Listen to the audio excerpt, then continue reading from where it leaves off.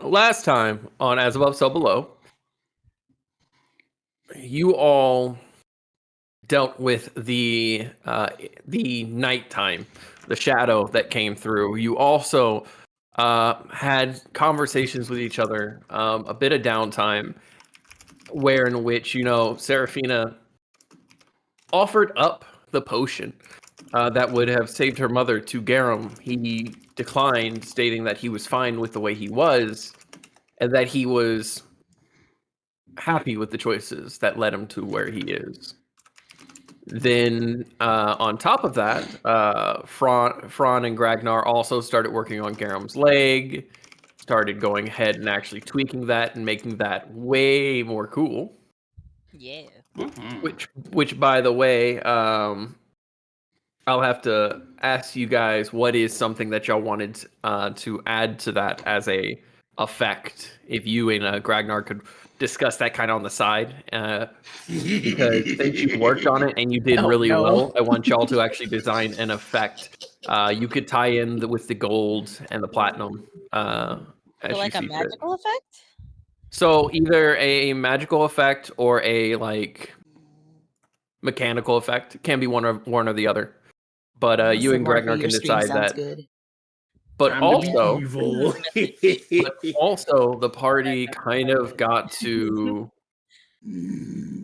vicariously through Fran and Seraphina. Wait, what? See a possible future. Mm-hmm. You saw a future where the only person left was Bahamut. Oh. Mm-hmm. And after leaving, Bahamut had some words for Fran. Some encouragement and some warning. It's okay, buddy. That kind of thing. Yeah. And with that, you guys also had time to discuss with each other different things going on. Different ideas on how to proceed, so on and so forth. But the group themselves has been boiled down a bit. You no longer have the larger group that you were expecting to have. You're down to 3 of the Umber Hulks, a couple Kobolds, an Emerald, who is currently kind of trembling as she's slowly realizing she's being left to her own devices with this party. And you also have Silverjaw, or Whitejaw. I'm sorry. Whitejaw. Yeah, Whitejaw. I'm sorry. Mm-hmm. You have essentially cleared out most of Darakivan. Now there is only one level left. And there is only one path to go to get to this level. To move forward. Give me just a sec. I'm just pulling up some notes here. As you move forward, and you guys have had some time to kind of come to terms, and you've rested. You will say you had a long rest. Thank fuck, I had fucking 4 levels of exhaustion. Oh god. Don't forget to take your +1 to armor. Your +1 to armor, but also you said you were going to take a potion, one of the potions of God, what was it? The potion of rest? I forget what I called them. The yellow potion, the one that would help you when you take a long rest, deal with exhaustion. DM, we have decided. All right. Do you want us to tell you, or do you want us to message you? Go ahead and tell me. What is the ability you're adding to Garum's arm?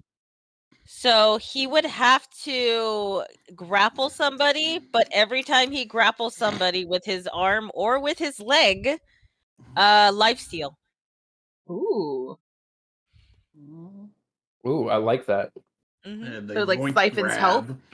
Yes, yeah, it's Siphon's help. So every time he grips somebody with either his leg or his arm, he'll be able to lifesteal from them. but it has to be a grapple. Okay. Considering Garum does like to grapple, that is. Mhm. And we will say that it is. What would you say? What would you say would be a good dice to add to that for Enough grapple? to keep him alive. D100. Um, Imagine. like He for would the never life die. itself? Yeah, for the life. Heroes never die. What if? Hang on. Let me see. Please make it more than a D4. Yeah, no, it's gonna be more than a fucking D4 because we don't want him dying. He beefy, but he hard to heal. I mean, to be fair, we don't have no healers. We don't have a dedicated healer. Yeah, that's true. We're gonna die. I mean, we made it this far, fine, right? My Yeah, back, you know, two of us have only died once. Yeah, my back still hurts. My hip. Oh my God. I would say, how about a D8 plus a D4? D8 plus a D4. That's what I would say. What do you think, Demon? Stagger me. I feel like that's fair enough, and it's a pretty decent number. I I would, mean, D8 plus 4, one of them's. Mm-hmm. yeah, I would say a D8 plus his con, which would be a 4. Okay. I like that. Hell yeah. A D8 plus 4 because that's a decent amount while not being too much. So D8 plus 4. I like that. That's cool. So the party has given Garum an item. The party giveth, the party giveth. No, only the wall does that. Praise the Praise- wall.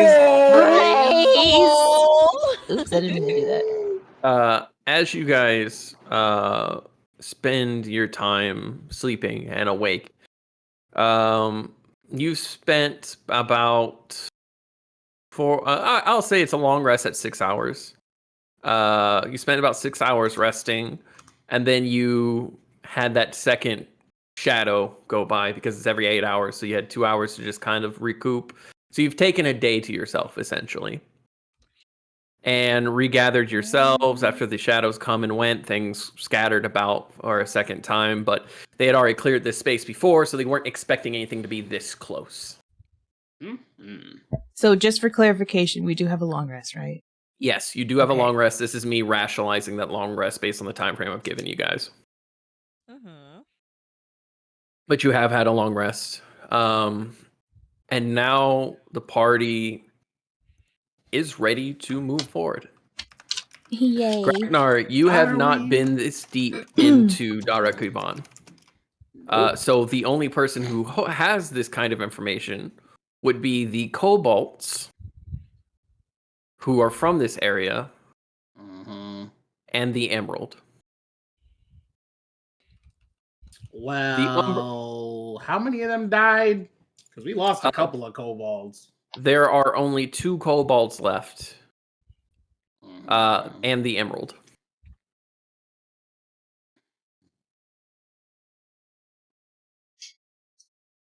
Okay, first things first, we should probably come up with like a backup plan just in case this doesn't work. Like, I'm all for going straight down there, but we also probably should have a backup plan just in case. What was the original plan? I mean, our current plan consists of me being able to successfully goad him into a fucking fight. I was gonna go down there and talk shit and hope for the best. I mean, I don't know how much I agree with that. Really? Why mean, would he's we kind want of him to go by there fixated- by himself? Well, he's not gonna go by himself. I meant to fight by himself. That'll be Here's the fine. thing. When it comes to this fight, it is his fight. I'm not saying that we can't help him, because if anyone tries to intervene, we're going to fucking murder them. But as far as the fight between him and what was his name? Davenar? I don't remember. Feldris or Davenar. Davenar. So between the both of them, this is their fight. Because Get if that. we intervene, then it just shows, and this is just me going off of what I've heard and what I've seen, this will show that the chosen dragon cannot fight for himself. That, and I'm pretty sure if anybody jumps in, we're gonna have to fight a whole army that has already taken out. It was like a third of you guys' forces in like one night. Yeah. Well, and the kobolds go, yeah. So, Yeah, we got like we got like 12 people, maybe. I don't feel like counting. I think our safest bet is to allow Gragnar to fight this fight on his own, but, and he's going to turn to Gragnar, should you immediately need assistance, you ask, and we'll come running. You know that, right? Yeah. Good. Because I really want to see you kick this guy's ass. You've been talking Oh, him I up. plan I've to. never even seen him, and I really want to see what the big deal is, you know? It was just like the initial moment where he was like my size, and then all of a sudden he turned into like Garam's size. So it was kind of a True. thing. I'm all for you fighting this fight. I don't want to lose any more people. It should probably be fine.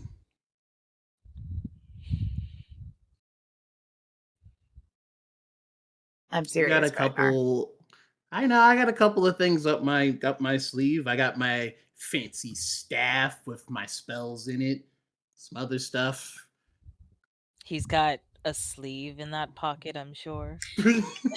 Hey, Gragnar, can I make an insight check on you? An Sure. arm in that sleeve too. Oh, my fucking D&D thing is like updating as I fucking need it. God damn it. Damn it, Thunder. Hold on. Okay, it's done. God Just a dang friendly it, reminder, update your apps before you play your games. I don't care about the new shit. Just give me my fucking character sheet. Okay. Right now. Insight. Insight. Where the fuck is insight? There it is. Well, I don't know shit. I got a 1. Okay. God damn. So, Gragnar, I take your word for it. Gragnar, with that one, how wrong is she about you right now? Like, what? How opposite? I just want what is to the opposite of what you? Absolute ungodly confidence. That bitch gonna die in one shot. What you Because think? I You was look- trying to see if you were actually confident in your words, but I guess I think you're gonna do fucking great. Absolute unwavering confidence. She sees the tremble of his fists and thinks, "Oh yeah, he's shaking with anticipation." He's got the adrenaline rush right now. He is terrified. She's locked She's in. like, he glistens in the dark. I don't know what it is about him, but he seems really confident, like glowing almost. It's just like it's the complete opposite of the fact that you have like little confidence in yourself. It's gotten better. It's gotten better. Yeah. I mean, I'm gonna look to Fran and be like, "Oh yeah, he'll be great." With this, you all can hear what sounds like scuttling in the distance. And now this is something that you've heard for a while in the background, but it does seem a little bit louder as things have been going on as you've been talking. And it begins to dawn on you that you may be closer to their camp than you realized. especially considering you fell through a roof. You were going to probably have to travel a whole nother few days to weeks. And after the collapse, they came through twice, almost instantly from when the shadow hit, versus taking some time in the past. Fron, can you give me an intelligence check?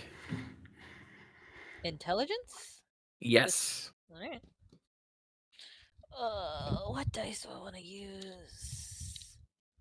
I'll use you. 21. All right. You are able to presume that you may have actually cut off about 2 weeks worth of travel. Just from the sounds of everything going around. It's not really an insight. It's kind of a general, like, we're super close to where this camp of these things are. Can I investigate how many floors we fell? Yes. With investigation, that's gonna be 28. You've fallen about 2 floors down.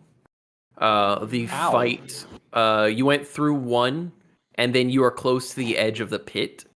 From your insight and your investigation, you can tell that, like, via where you fell through a floor, over the edge of another, and into this second from the bottom, second from the pit.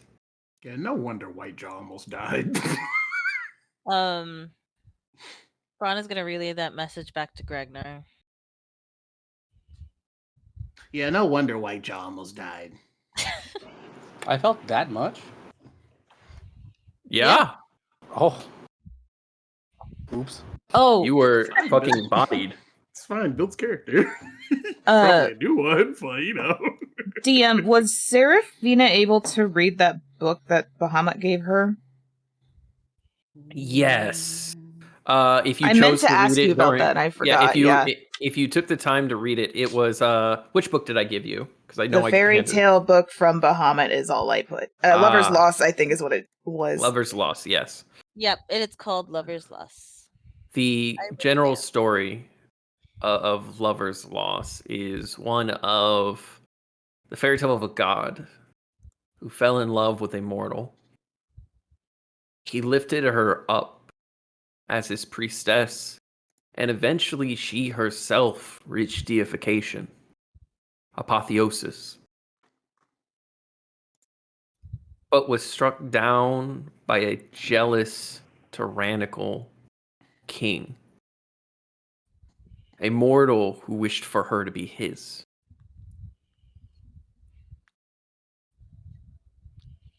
When this goddess was struck down, this is the story of Bahamut's first love. Mhm. It's a story you heard when you were a child. It is said that Tiamat's wrath had nothing in comparison to his sorrows, as he sundered a kingdom for the sins of one man. But before she died, she had a single child. One who grew to become a priestess of the White Dragon, and one whose legacy is said to descend down to your own. This part was new to you. There was no mention of a child, and when your fairy tale stories, when you were a child, when you were young, there was no mention of a bloodline. But it is very obviously telling you of your history, of both your dragon lineage and your ASMR lineage. Yeah, because she didn't know really anything about why her mom was an ASMR. Mm-hmm. The children of Bahamut were of two kind. Those winged like that of a serpent, the dragonkin, and those who carried the wing of angels. The white dove which is the symbol on the front of the book. A white dove with a dragon's tail. 2 bloodlines, 1. In your past, you found another answer. And you've had time to contemplate that. What are the thoughts that run through your head, Seraphina, reading this fairy tale that very much carries a bit of truth to it?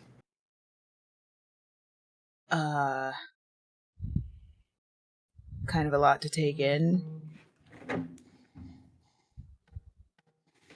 Knowing that she's a direct descendant now.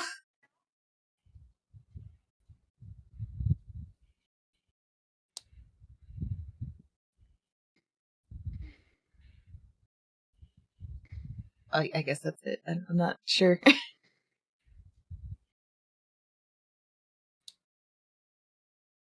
Do you tell anyone about this, or do you just keep it to yourself and contemplate? I feel like she would tell Fran at some point. Okay. Do you? Or do you wait? I mean, So this is like happening as we're resting still, or like? Yeah, we'll say that this was happening during your long rest. You took some time to read through the book. Okay, I guess she would have she would have told him, I guess, shortly after reading all that. And him getting back, I guess. Okay. So, with that, Fran, what do you do during your long rest? Well, I meditate for about, I think it's 3 hours. That gives me a full rest. And then for the remainder of the night, I stay on watch, but I do approach Garum whenever he goes on watch. Okay. So you're approaching that's Garum? right. Mm-hmm. Okay. Before we get into that, Luke, Yes. what did you do during your long rest? I would have volunteered to do first watch and then Luke? And then what? You cut out. and slept. And I slept. Okay. First watch, then slept. Mm-hmm. Okay. You're cutting out a little bit. Sorry. You're good. All right. And Gragnar, what are you doing during your long rest? Honk shoeing. I have 3 points of exhaustion. That's right. Oh, neurodivergent. yeah. He actually just fucking passed the fuck out, like, right before. Yeah, I literally passed Like- the fuck out and Graham dragged me back over to the fucking hole. Snoot to ground. So, honk shoe is neurodivergent for I sleep. Honk shoe, me. And with that, we will go ahead and go to Fran approaching Garum. Mm-hmm. How do you come up to Garum? What is it that you wish to say to him as you do? So Fran is just going to walk up and sit beside him and then offer him up some water from his canteen. You watch as he initially is fidgeting with his arm a little bit, again, getting it a little bit more tight because the modifications have shifted the weight.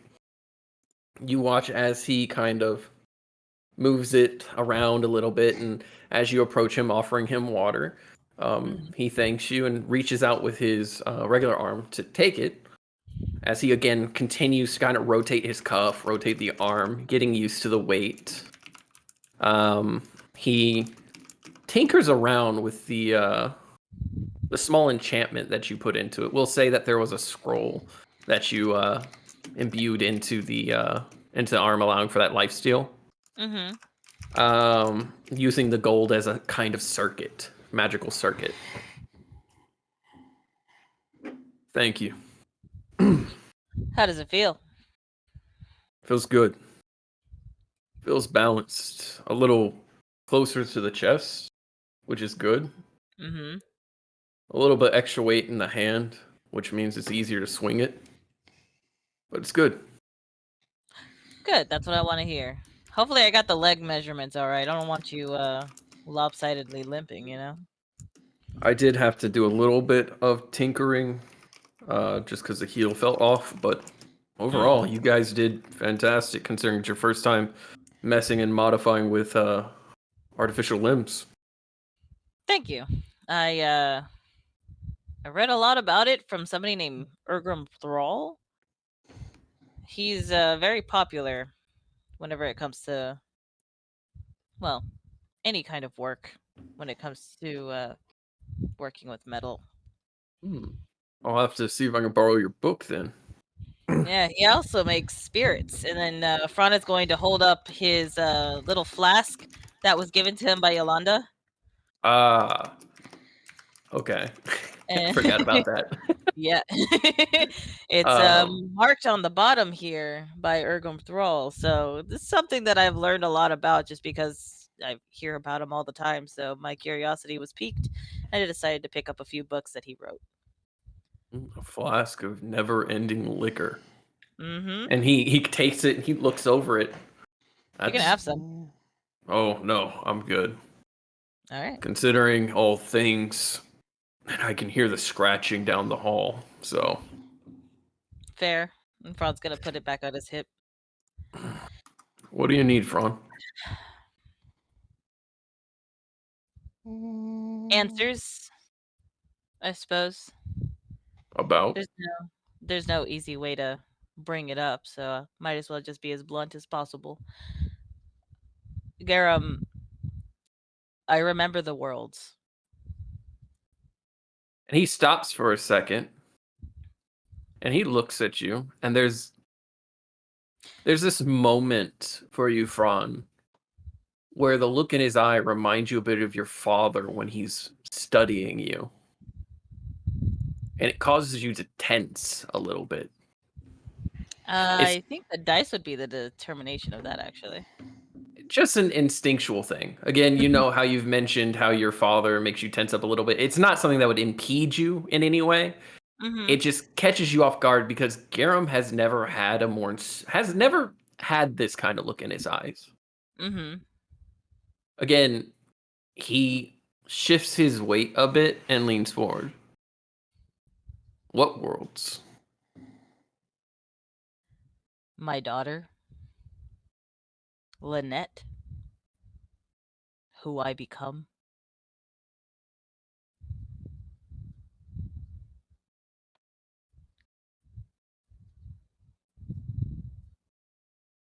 I think you need to stop dreaming so much. What makes you think I'm dreaming?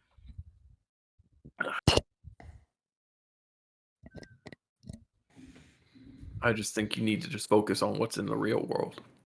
This world. I am. And Fran's going to pull out his book. And he's going to turn to a loose page in his little black book. And there's going to be a single drawing of Lynette from whenever he was frantically drawing her the very first time. And you'll watch as Garum's jaw kind of locks. You can see the veins on his neck kind of protrude a bit as his jaw seizes up. And again, he looks at you, that stare as if he's analyzing you, dissecting your thoughts and movements. Fran is going to keep his eyes and his gaze down on the picture. Because despite he's doing what Bahamut's telling him to do, which is lie to Garum, which is easy, but Fran is genuinely staring at this drawing of Lynette, wanting and craving to remember who she is. Give me a deception roll. Oh, bet. And I'm going to roll an insight. I literally just put in the chat, Karen, I'm really trying to gaslight the guy who was specifically trained to gaslight. 1, 2, 3, 4, 5, 26. That's good. And he got a 24 for insight. Mm. He sits there and he looks at you as you stare down at the picture. There's a part of him that feels like he can tell you're trying to remember something. But then again, you're also telling him that you remember other worlds. There's a part of him that remembers what it's like to have to grasp at reality before he figured out how to focus on one world and discern the memories between multiples. He sits there. What do you want to know? Since you remember, which worlds do you remember? How many do you remember? Only a few. Which ones? What happened to my daughter, Garam? What happened to our daughter? She grew up. This Without world it? knows her as the goddess of rebirth and consumption. Isn't that your goddess? Yes. She tried on her own to consume worlds. For a very long time, she consumed possibilities, remaking the world. And she realized that doing it on her own would take a very long time. So eventually, she created disciples. There are a handful who are dedicated to her. Like who?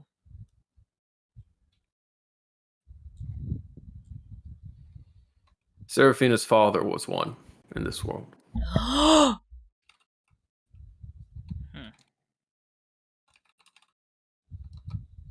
He did what he could. And what happened to him in this world? He lived a good life. He was given the duty of being an amazing father and a good husband.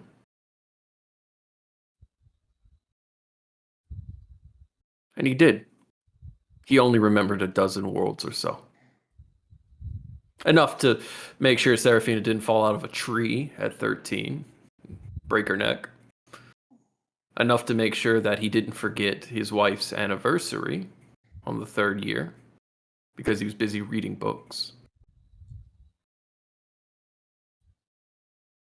He lived the life of a good father. That was his job, and he thrived in it. Yolanda was another. She wouldn't worship her own granddaughter. But there's something to be said about the fact that Yolanda knew how she died, how she lived. And in this world, she willfully chose to take harm upon herself to save you all.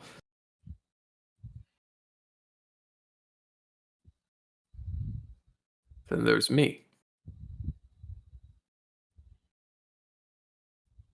I remember a lot of the worlds. Worlds with Luke, worlds without Luke.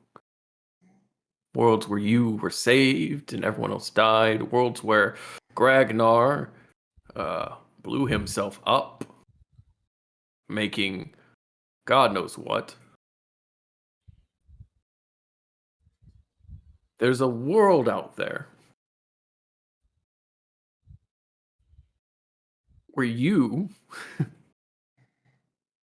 got turned into a newt.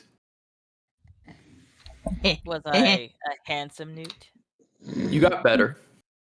He got better. But there's also lots of worlds where this is the best scenario. And what is this? Limbs missing. People dead. Others wounded. All in all, this has been a pretty good one. How close have we gotten? 2. Getting it right.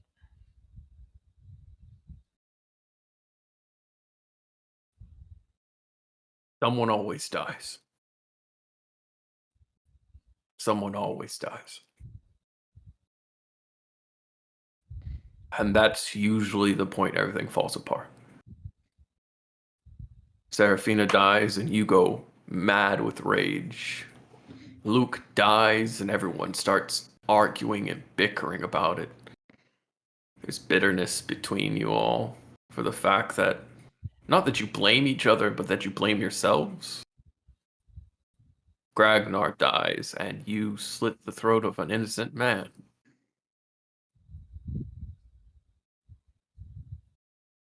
You die. And they sunder the world.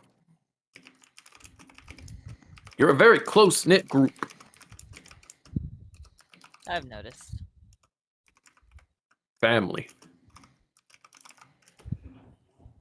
And even when you know, you do everything you can to resurrect each other. And in doing so, you just keep bleeding. So, I do what I can.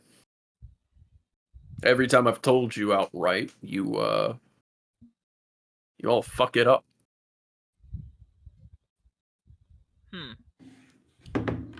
This is not the first time you've confronted me, but I will say it's been the most convincing yet.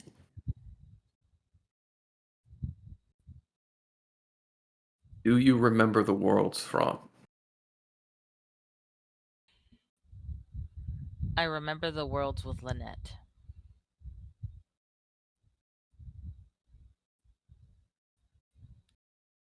They may not be vivid. They may not be clear. But I remember the feeling. And I only remember that feeling because it's... Before this group, it was unknown to me. You know, they say that parents love their children, and children like their parents. Do you know what that means? Well, no. It means that a parent will die for their child. But a child will go off and live their own life. It's a bit bittersweet in certain rights, but it's kind of what parents do, right?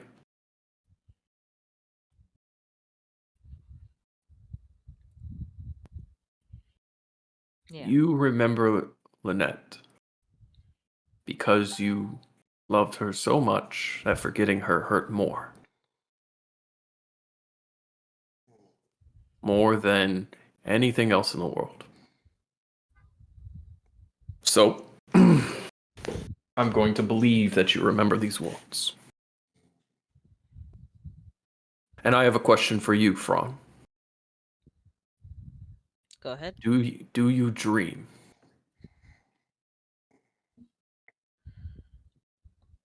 All the time. Do you and Seraphina dream about the possibility of a family? Not in a long time. Good. Don't. Why? Because eventually she'll stop being able to tell what is fantasy and what is reality. And you'll want to give her that fantasy no matter what.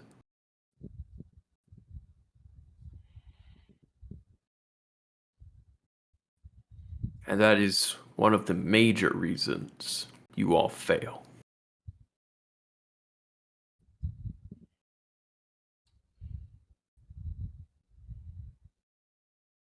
I'm going to go ahead and rest.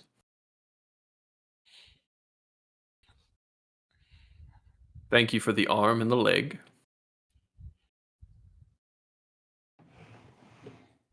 And he stands up.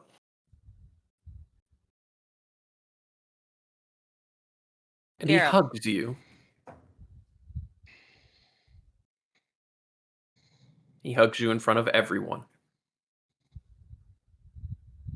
And it's a heavy, big, kind of bear hug. I'm One where like strong man, so. yeah, your back pops a little bit, kind of like, Oh, I needed that. and he puts you down as you were lifted a little bit because he's still taller than you.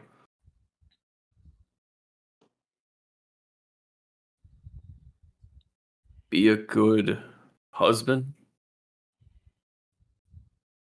but don't let that end the world.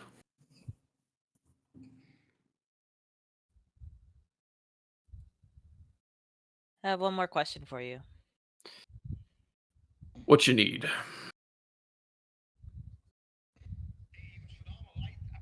How many of those did you live? And he stops for a second and he kind of stares almost past you.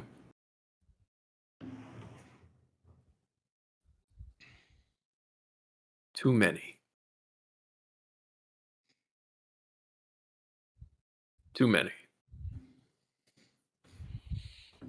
Good night, Garum. Good night, Fron. And with that, we will jump ahead. This is that next day I talked about where you can now tell that the scratches and things like that are echoing from maybe a mile down.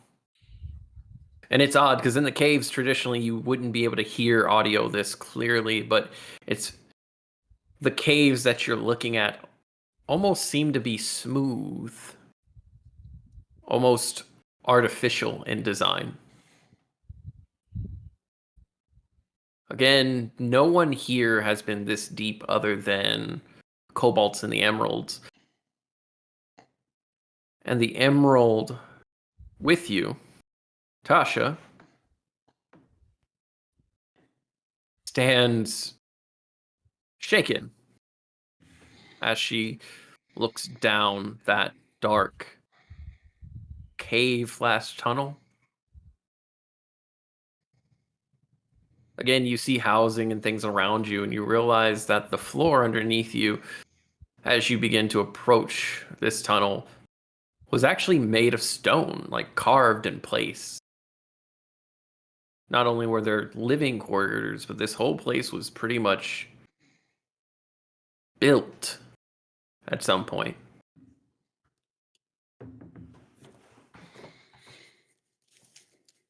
And you are able to go ahead and see something standing in that hall. Oh, shit. Uh-oh.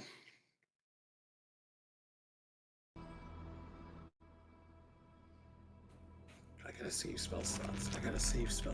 I can't fight immediately. Need all my spell slots. Hello. Is it follow? Follow.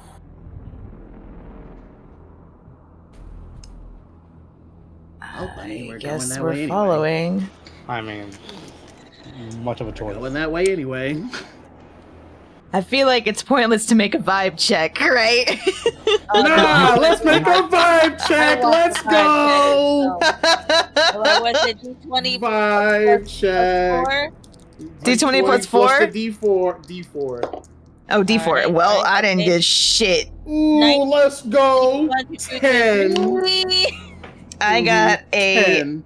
what is that? A 6 or a 9? That What's is a that? 9 plus 3, so 12. Okay, so what did everyone get on the vibe check? Again, for chat, vibe checks are D20 plus a D4 to decide whether this is a good vibe, a bad vibe, vibe, or a fuck vibe. The vibes are dubious at best. So- Gragnar, can we get a taste, a little tasty taste of the vibes right now? Okay, so who rolled a vibe check? Everyone. Everyone. They're in the chat. Gragnar, what did you roll? A 10. I rolled the lowest. This don't feel great. It don't feel bad though. Like I might have a chance. You start to feel a little bit of what Seraphina was seeing earlier. You know. Yeah. It's a little. These It's a little bit vibes, of- the vibes, they're tasting a little rancid, but there's like that under part that's still fresh that you can still kind of eat. Yeah, but once you get past the 3 inches of rancidness, there's like a good solid quarter inch of good fruit. Yeah, just cut all that bad stuff off. It's fine. We'll be fine. It might just be seed, but who knows? I Luke- got a 12. Oh, you got a 12. Okay, Seraphina. You being like, it's not as good as it could be. It's definitely not like, it's starting to feel a little bit more better. Like you could cut off all the fruit and stuff, and you realize it's a seed, but at least you might be able to eventually plant the tree. Like you don't It's know. like that person Now who you- made that watermelon on TikTok and it was all fucking rhymes. Oh, yeah. You gotta but There's a lot of rhymes. Luke, what did you roll? 19. 19. These vibes is rancid. These vibe. This is the equivalent of like you were handed manure in the shape of a fruit. Everyone else is like, that fruit, and you just like, nah, this is legit shit. You're like, And who look- did this? And lastly, Fran, 23. 23. 24. Ooh, Ron. Okay, I love how we progressively got higher with this. By the way, Yeah. you're like, I The don't person know who's this. actually fighting rolls Yeah. the worst. Fran, you like, oh no, this is the equivalent of like stepping in shit with your bare feet. Ugh. You see how we weren't supposed to do that and we did it anyway? Prestidigitation. The vibes are not vibing. No, you stepped in it and you're a commoner. You don't know spells. Oh. Oh, a commoner! Ew! Disgusting. I can excuse, but You stepped in shit. Disgusting. disgusting. Absolutely rancid. It was fucking one of yous. So we go in, we gonna say fuck No. this guy, or He said follow. We're already going that way anyway. Alright. At least they are approaching, not with a whole army trying to kill us. I'm Yet. taking the W with a knife. can I take check of my surroundings, DM? Yeah, roll an investigation check. I was Actually- gonna say I have my guard constantly. Nat 20! Let's go. That's my wife. All right, so Whoa, actually, I nice. said investigation. I meant perception. man. It's a nat 20. I'm a nat 20 anyway. Yeah, it's a nat 20 anyway. You look around and you see dozens or more Oh. things clinging to the ceiling and the walls as you walk by. I'm They gonna Pale skin and their eyes reflect. I'm What gonna little light kind of there whisper. I'm gonna whisper to the rest of the party. Don't make any sudden moves. I We're mean, kinda walking following. forward is a That's not sudden. Yeah, it is. So would a sudden move? Wait, would Sudden jazz not hands. having a sudden move mean that I suddenly stop? Is that a Fron, problem? for fuck's sake, we are surrounded. I'm fully aware that we are in a situation that is incredibly dire, but if we don't laugh about it, then we're just going to be rotting corpses on the ground. Honey, sweetheart. Oh my Yes, god. my love. As you are all walking forward, you are all able to see the creature in front of you. It appears to have one leg that appears proportional, another stump that kind of lunges it forward as it crawls on its knuckles and claws. It scrapes the ground with a long serpentine tail that is too long for its body, and its head is short for a cobalt. The snoot is too close. It has fangs that seem to stick out of the sides of its mouth more than inside of its mouth, and it seems to almost drag itself across the floor. Damn, there's been some inbreeding down here. It is scaleless and brown in a color. Is this what I drew in my pictures before? It's similar, but again, each of these kind of mutations from magic are kind of randomized for the most part. They Hills really do have eyes.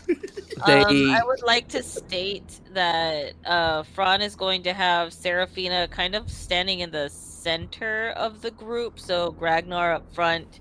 Yeah, I was at the front. Fran I was left. already say that. I imagine Luke in the back, and then Garum to the right of Seraphina, kind of vibe, just so you know. And okay. I would also like to make it known that I have my guard up constantly. We also Okay. have the two kobolds, the Umber Hulks? Was it Umber Yeah, the Hulks? Umber Hulks. The Yeah. Umber Hulks are following two behind, one ahead. The kobolds are by the Emerald. She is very obviously like kind of in the front, but not the happiest about it. Are they behind Gragnar? I'm making sure I'm in the direct front.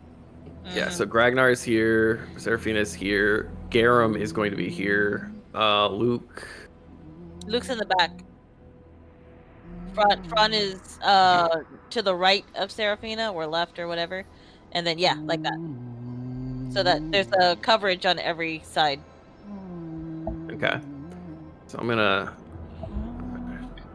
gift. Damn, I wasn't even this nervous when I got chopped up in little tiny pieces. Oh my god. And as you all Faces begin literal to death. approach, That's nothing. Faces Davenar.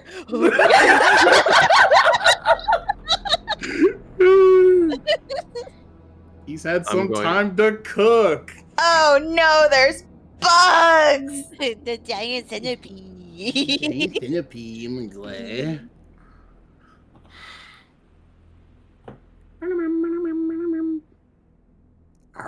as you begin to approach, I'm gonna just kind of boom, boom, boom, boom, boom, boom, boom, boom, boom. Sorry. Oh no. You see in front of you dozens. I was right. I guessed 12. I was right. Continue.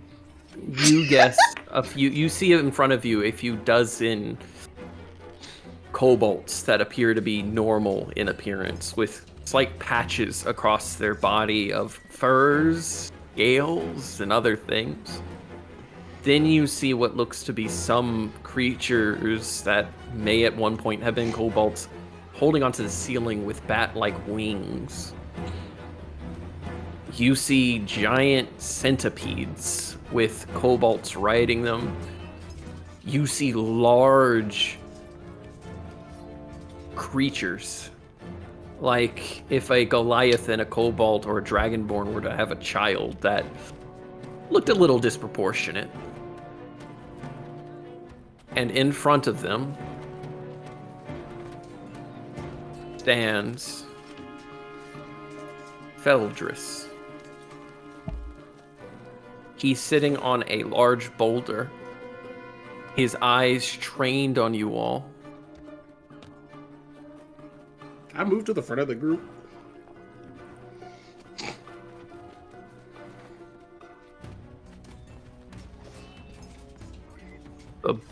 The Umber Hulk stand beside you. The Emerald stands quietly. But before anyone can speak, she goes, I found them. I did what you said. Oh. You promised that you would. And she looks around, and it just kind of again settles into her. You now understand why she has been so nervous.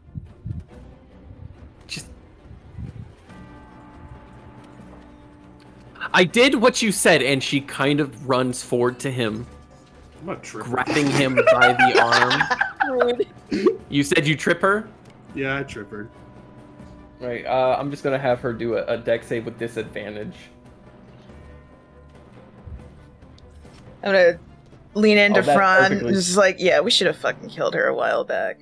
That's a nat 1 on her behalf. She falls forward and begins to just crawl towards him. When I tell you I almost disintegrated her, then I was like, nope, I need all my spell slots.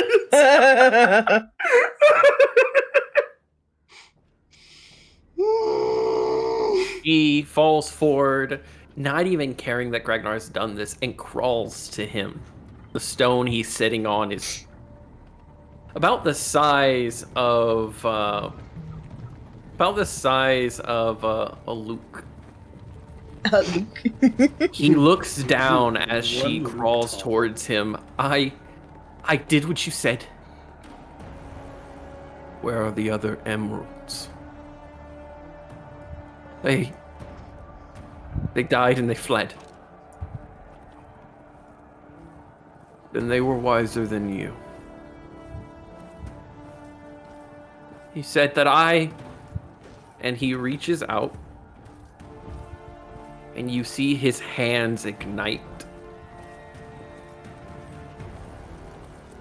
as he aims burning hands at her.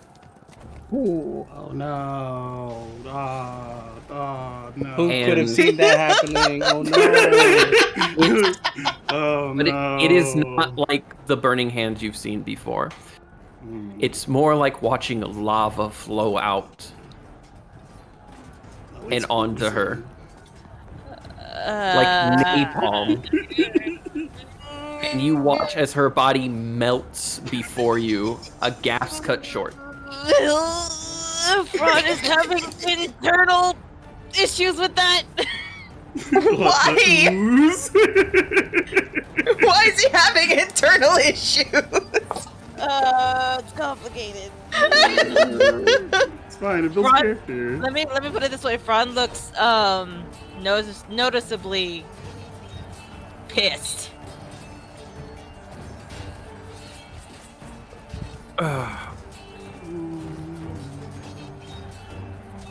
Hello, Gragnar. What's up, Davenar? Or Feldris, I think is what you're going by now. That is what my goddesses name me.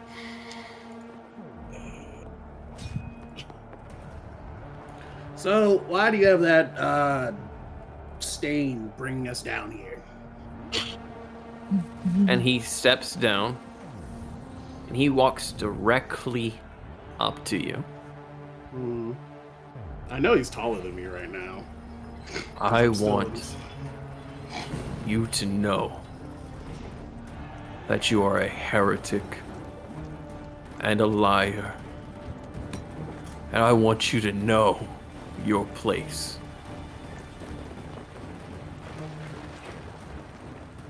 I have brought our clan to salvation. They are fearful of nothing, and he waves his hand behind him. They are the Perception predators. roll. Did anyone flinch? There were several creatures that didn't flinch, but they seem more animalistic than anything. They So, Your heads twitch side to side like animals waiting to lash out. Does Serafina recognize, like, that it's all failed transmutations and shit? Yes, these are almost all failed transmutations. There are some that appear to be as close as possible, but the only one here who looks like a true dragonborn It's Davenar. is Davenar. And So let me get this right. The ancestor picking me really sent you on a spiral down to go and, I guess, counterfeit yourself so you could become a champion. That's honestly all I'm seeing. Counterfeit. The white dragon chose me. Sure. Our ancestor abandoned us. He abandoned you. Oh, you must. I mean, if you want to make this a whole thing, we can make this a whole thing. You think the ancestor chose wrong? That you had to run off to somebody else to give you power? When I have it right here, and I'll use my draconic form and plop into my other form. Prove it. Roll a intimidation check, please.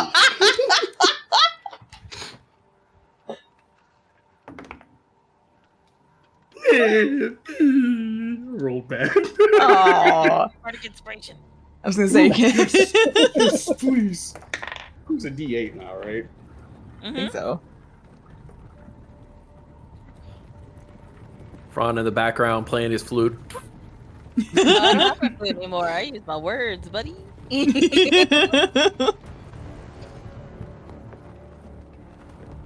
It's still not great. It's a fucking 12. Oh, All right. well, maybe he'll roll a You- 1. Maybe. He doesn't seem to flinch as you transform, but you do see a few of the creatures kind of step back at the flash of black flame and fire that kind of bursts from you in your transformation. The red line across your back now kind of arches out into your wings, giving you this kind of red and black scale in your back. The tips of your wings red. You sit there in front of him. And I can tell you what I said. Prove Okay. it. You, me, right here, right now. None of your little bitches jumping in when you start fucking losing. Champion versus champion, I guess. I do use quotations. And we'll see who the real child of dragons is. Bye. And he turns back, and in a tongue none of you recognize, Uh-oh! he calls to them. The other creatures hear, and they all begin to back up. They form a circle, or a semicircle.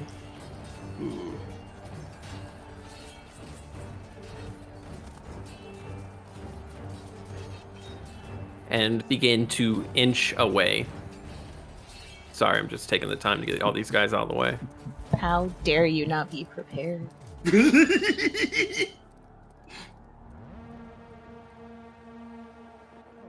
All right, I did not think this would work. Gragnar, Well, here we are. roll for initiative. Can I please roll better? I believe in you. I'm gonna give you one more time, Dice. One more. I Please also roll good. believe.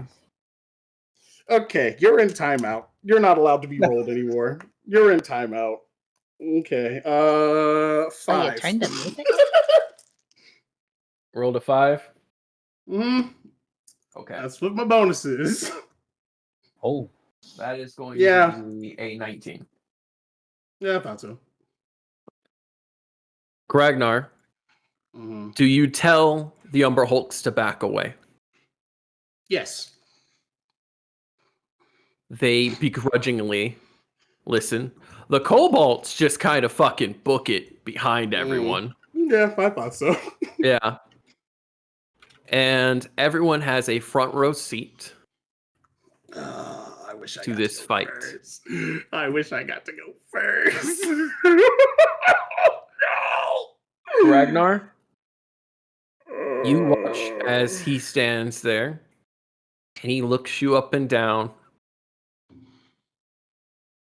I think I've found you wanting.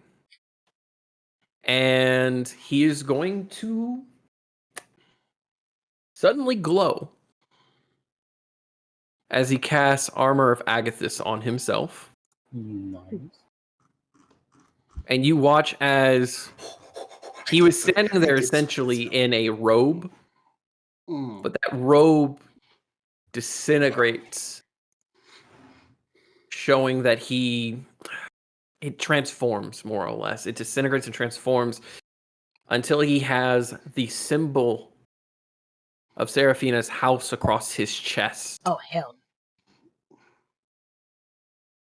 And you watch as the armor of Agathis turns into a golden plate armor across his body. He's going to go ahead and try to grab you by the throat. And that is going to be a nat 20. So is you all... Is a grapple check? This is just a strength check on him to grab you by the throat. You go ahead and roll a counter, but you'd have to roll a nat 20 or beat a 40. Yeah, no. And he will just snag your throat. Claws in the sides. He's not wrapping around, he's grabbing that. And you can feel his hand begin to warm. Is he the same size as me? He is. He is the same height as you. Mm-hmm. And you can feel his hand begin to warm as he uses that same type of burning hands on you. Counterspell. Ooh, you're going to use a reaction to counterspell? Mm-hmm. I have counterspell prepared. Smart man. All right, so you use counterspell? Mm-hmm. Okay, can you read how counterspell functions for me? Hold on.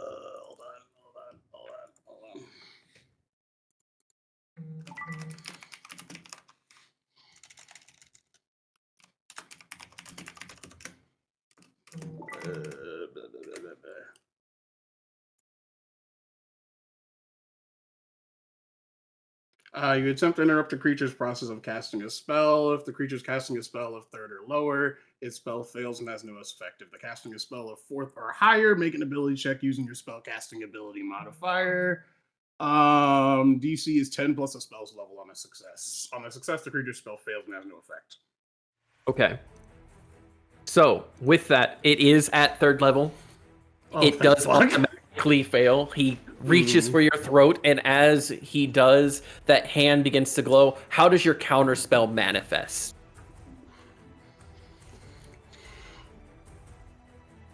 I did not think that far ahead. I guess my eyes like glow a certain color whenever it goes off. That's the first thing I can think of. Okay. So your eyes glow a red amber-like color as suddenly the magic in his arm seems to spark and de-manifest. He doesn't drop you, but he looks confused. And that will be his turn. He was cocky. He expected to be able to just melt your throat at that point.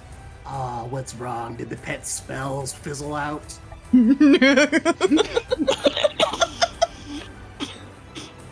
I wish Damn, I we had gotta vicious get- Vicious mockery. I was literally about to say, damn, Gragnar needs to get vicious mockery. I really Hey, Gragnar, you want to borrow a spell?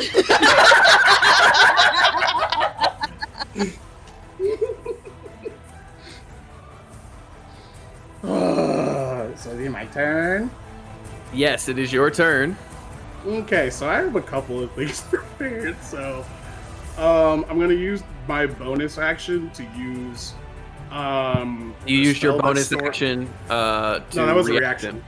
Oh, that was a reaction? That was a Okay. reaction. Yeah, I'm gonna use my bonus action to use the spell that I have stored. If I remember correctly, that's a bonus action since it's stored inside the... Yes. Yeah. So I'm going to use my bonus action to cast Polymorph. I turn into a fucking T-Rex, of course. And then I'm going to use my action to cast Flame Form on myself. Okay. So I'm a giant flaming T-Rex! Oh, So you watch as he is holding Gragnar by the throat, almost lifting him, almost. And then all of a sudden, he's a giant fucking T-Rex. And Can you he watch have little tiny wings? He does not have any wings. Damn it. He's a full-blown T-Rex. You watch as Gragnar transforms, his neck expands, and you can feel the claws tug on your throat a little bit, Gragnar, as he doesn't let go. He just looks up in surprise as you polymorph into a T-Rex. He takes a single step back to look up at you as you look down, and suddenly, with a slight grin on your face, you burst into flames. And I roar at him! You do. You roar at him. You can watch as the wind gusts and several of the creatures kind of step back, almost in a bit of fear and a bit of confusion as you now stand before them, lighting up this space, which before was very dark. I did not know that I could do that. He does have little wings! I can fucking fly with flame form. Holy shit! I didn't know that. Need wings. And so you sit there, hovering about 2 feet off the ground, this flaming T-Rex. That's some boss level bullshit right there, but you're sitting there, and he, with his reaction, manifests a magic weapon in his hand. Hell yeah. Realizing that he's going to have to try. I have a couple of ideas up my sleeves. I could not take that hit. I do not have help like that. All right. So is that your turn, or is there more you can do? That is all I can do. I used up everything to give myself flame form. That I do have to concentrate on. Polymorph lasts for, I believe, an hour. It lasts for an hour. I have a potion that Is it concentration? No, because I stored it. Okay. It's not concentration. Flame form, unfortunately, is concentration. But I can do fire damage via attack speed, so it's fine. All right. So he is going to, in reaction to that, because I forgot that was your goal. I'm so happy I forgot about it because that's so much fun. He is going to take a step back because now Gragnar, what is the size of a T-Rex? Huge. Huge. So that is going to be, that's 15 by 15, isn't it? 15. I think huge ends at 15. Yeah. Or no, Hold on, let me that's check. large. Hold on, let me double check.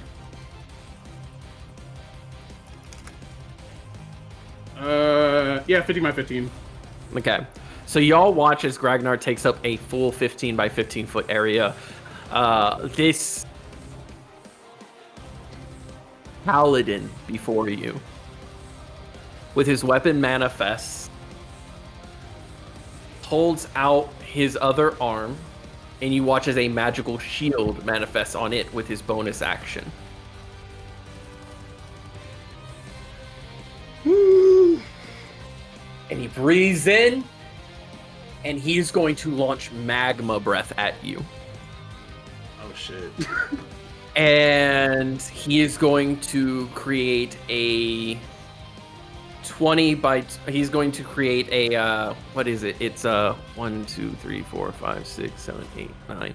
So, in a cone going out 40 feet, right at the feet of your party, he is going to create difficult terrain underneath you. You are hovering, however, because you've got flame form. But in doing so, he is going to hit you, which you are resistant to fire I'm actually damage. immune. because of flame form. If I remember You're correctly. immune. Ooh, okay, so Let he's me going to double do that. check. Let me double check to make sure because I have it like written down, but I wrote it down a while ago. So I'm gonna double check.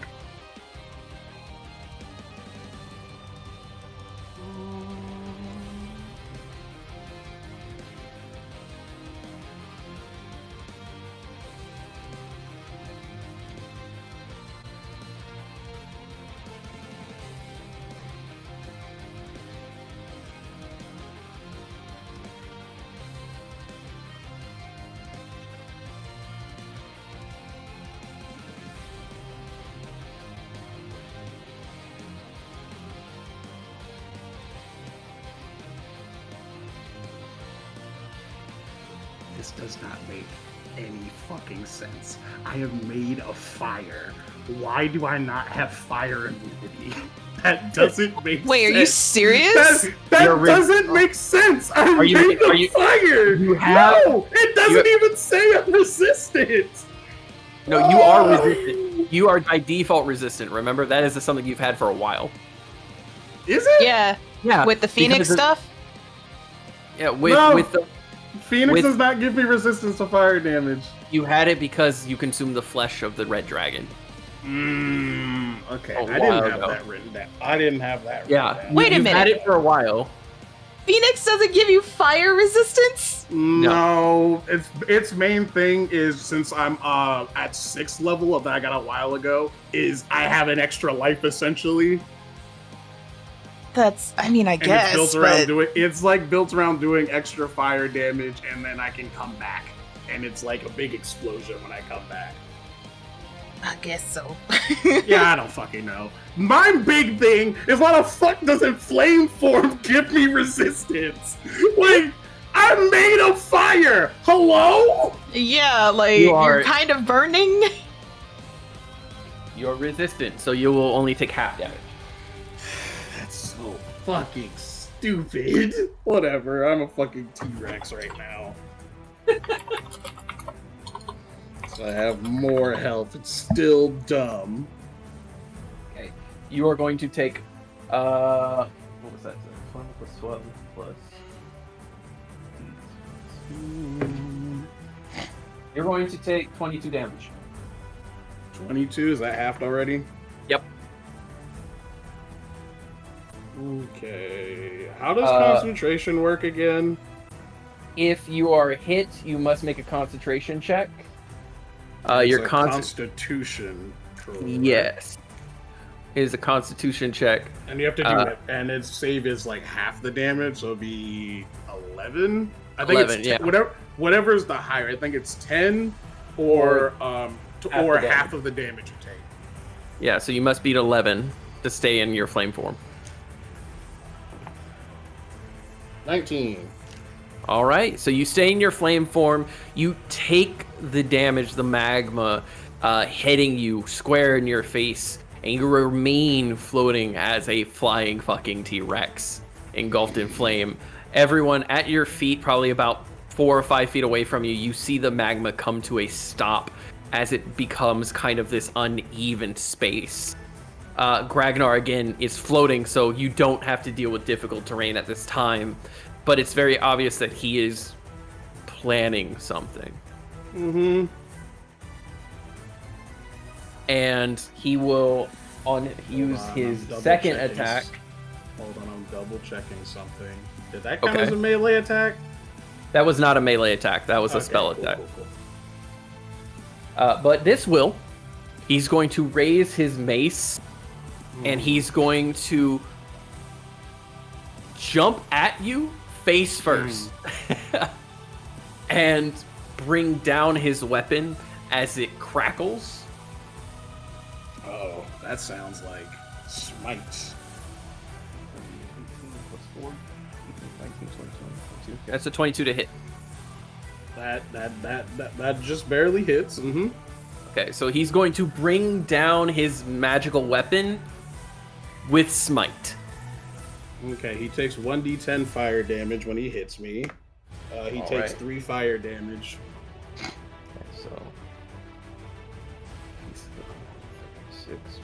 3. All right, and he's going to do 1d12 plus. Where is it? Where was it? There it is. Okay. All right, so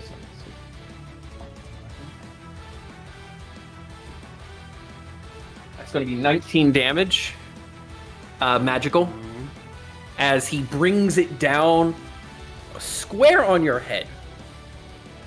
And I need you to make another concentration check, but I also need you to make a constitution check.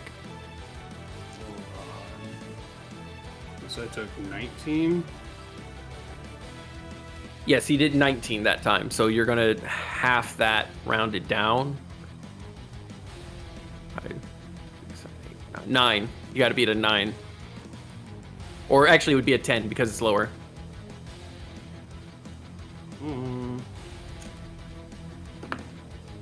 17. All right, so you stay focused on flying in the air as a giant fucking T-Rex on flame, and now I need you to make a Constitution save. Ooh, I'm actually good at those. Yeah.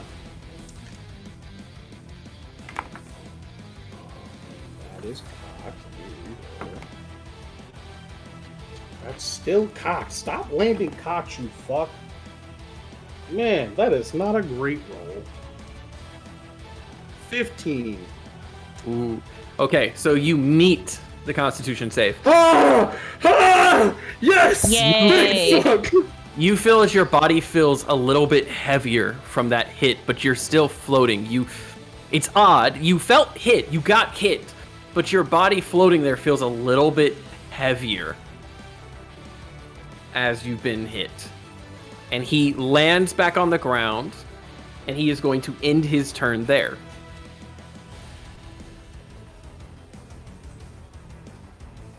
Okay, so we start my turn. I'm going to use a bonus action to activate Mantle of Flame so I can do even more fire damage.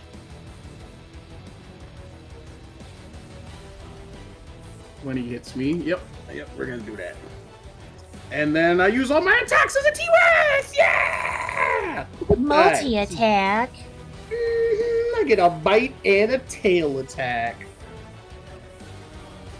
I guess I'll just roll both of them real quick. So we got. Oh, that was almost a 2. 24. Okay.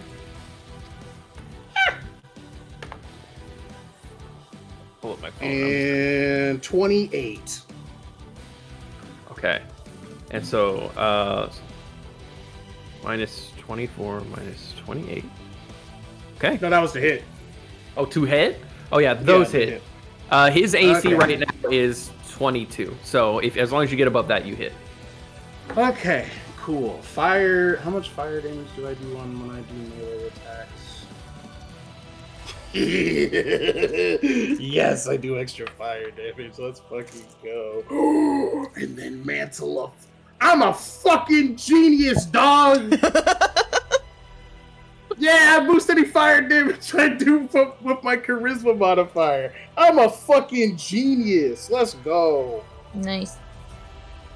Okay, so we got 40-12 on the first hit. Hold on.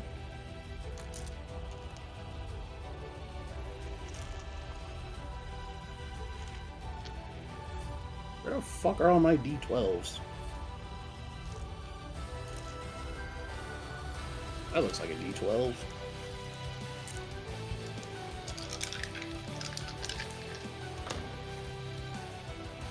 Oh my god.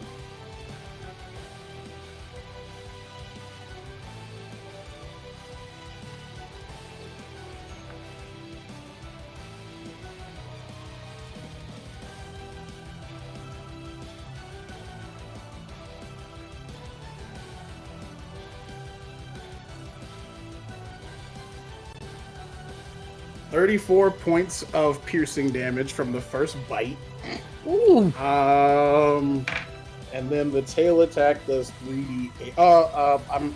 I'm doing them all separate because I do extra fire damage. So that was 34 for the bite. I'm rolling for the tail, which is 3d8.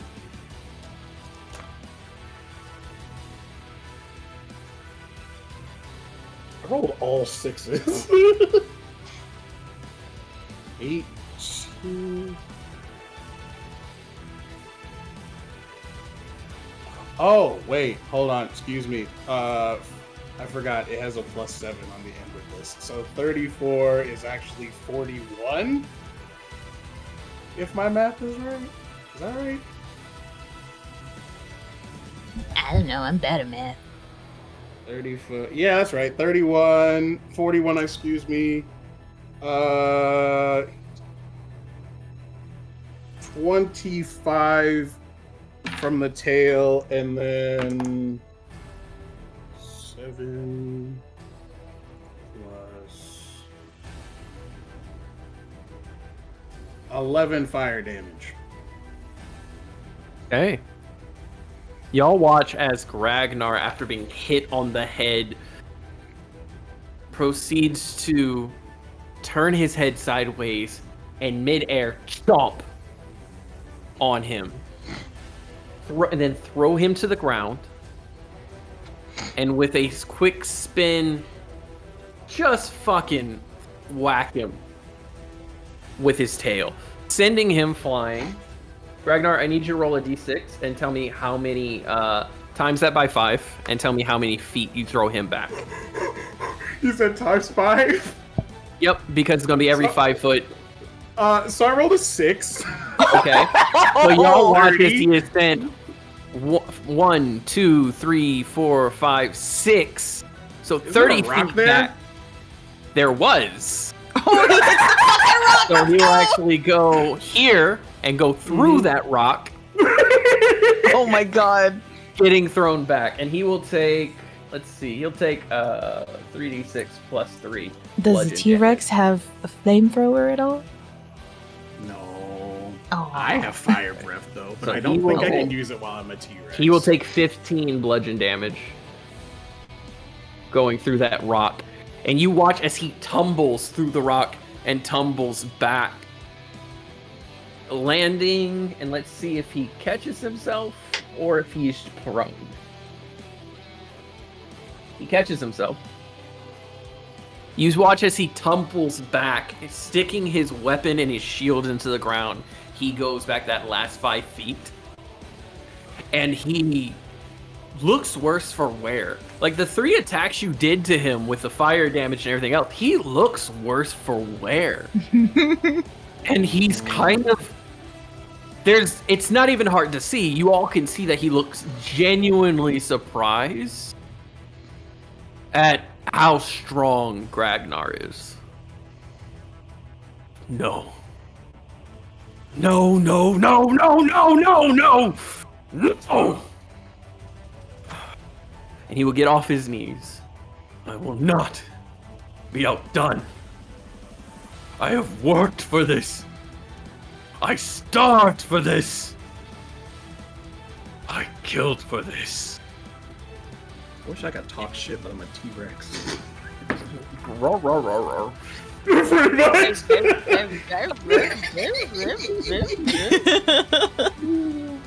And you watch as he reaches out both his arms,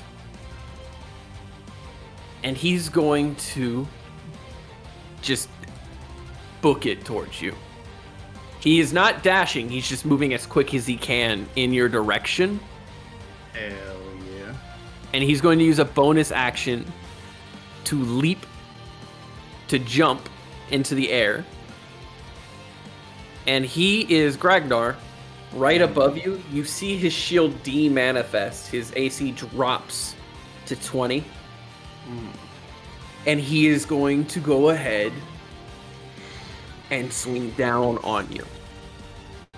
You watch as the weapon grows, the head of it increases in size as he pours mana into Miss, it. Miss. Does he have a hammer? What does he have? Miss. It's a mace. It's a mace. Oh, okay. It's a magic weapon. And that's going to be a 22. Yeah. It's... Sorry. Let's go. Yeah. It's funny because playthrough actually ups my AC. But me and him are swinging like 28s back and forth, so it doesn't make a difference. Yep. And that's going to be...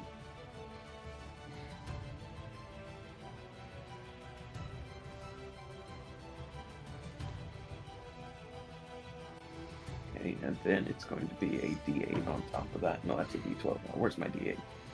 There it is. So that is going to be... Oh no. 26 damage. Half of that is 13. And again, you need to make a concentration check. And another constitution check.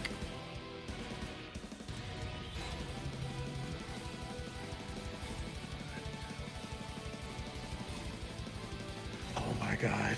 I barely passed my concentration check. Oh my god. Oh my god. I rolled exactly what I needed. Holy shit. You said a constitution save?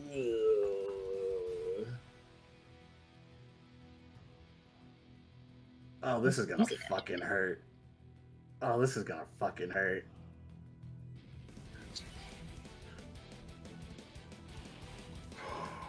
Wait. I have Yeah. +1 to all my physical stats. It Yes. doesn't make a difference. It doesn't change anything. Because all my stuff is like 18, 10, 14, 14, 16, and 8. So it doesn't make a difference. Hold on. Let me just double check to make sure I'm not missing anything. Yeah, no, 5, 6, 7, 8. Yep, that's an 11. For the Constitution save. It passes, right? No, Yeah. it pass was a 15. Oh. The pass was 15 on the Constitution. Yeah, you have to pass a 15. So, I rolled Gragnar, an 11. you feel much heavier. You drop 5 feet onto the ground. You're no longer hovering there. And you find it difficult. You lose 5 feet of movement. Lose 5 feet of movement. Yep. That's not that bad. It dawns on you. Anyone else want to make a insight check? Me. Sure. That is Oh, a sure. 13. 13. Let me see. 18, 19, 20, 21, 25. 25. 18. Mm-hmm. Seraphina, you see Gragnar drop to the ground, and you think he's just been hit hard enough to drop. But, Fran, it becomes obvious to you that he dropped after being hit. It's almost as if the weapon, the magical weapon, has some sort of effect that slows and makes the opponent heavier. I use message and tell Gragnar this. Rawr.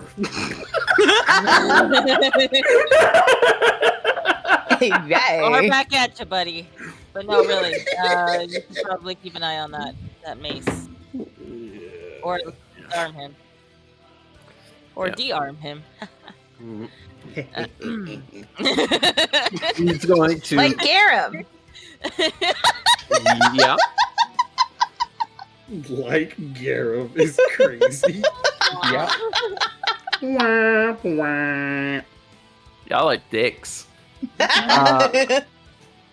As he begins to lower to the ground himself, he lands and then immediately is going to swing on your jaw for his second attack. Miss, miss, miss, miss, miss, miss, miss. That's an at 20. God Ugh. damn it. Fuck. I'm so Use glad. one of your inspiration points. Hey, Gragnar, how you looking, Mm. bud? I'm a T-Rex, so I haven't taken any actual damage yet. Oh, He's okay. fine. Yeah, he's got to get rid of his polymorph first. Okay. To put into perspective, T-Rexes have 135 health. Oh, Jesus Christ, you're fine. Yeah, I don't know about all that. He just rolling that 20. Oh, that's right. Rolling that T-Rex 20. to vomit fire. How much damage that first attack did? I just realized I didn't subtract it.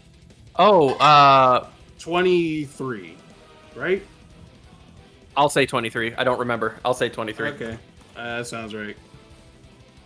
No, it was 26 because half of that's 13. That's what it was. Okay. All right, cool. I'm at 69. Ha ha ha ha. Hee hee. You funny sex number. All right. I'm gonna actually.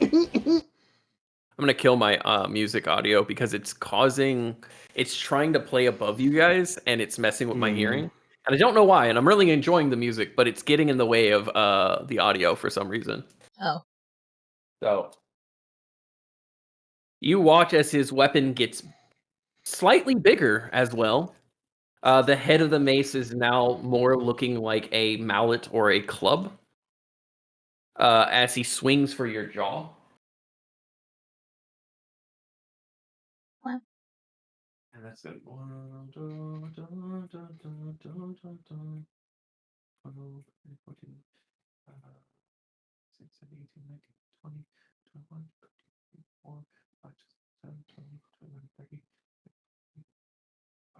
6, I'm scared. What? How much damage is he doing? so All that of is it. going to be half. That's going to be 22 damage. 22. As he swings his mace across your jaw. Y'all watch as Gragnar, you need to make another concentration and constitution check. Oh, no.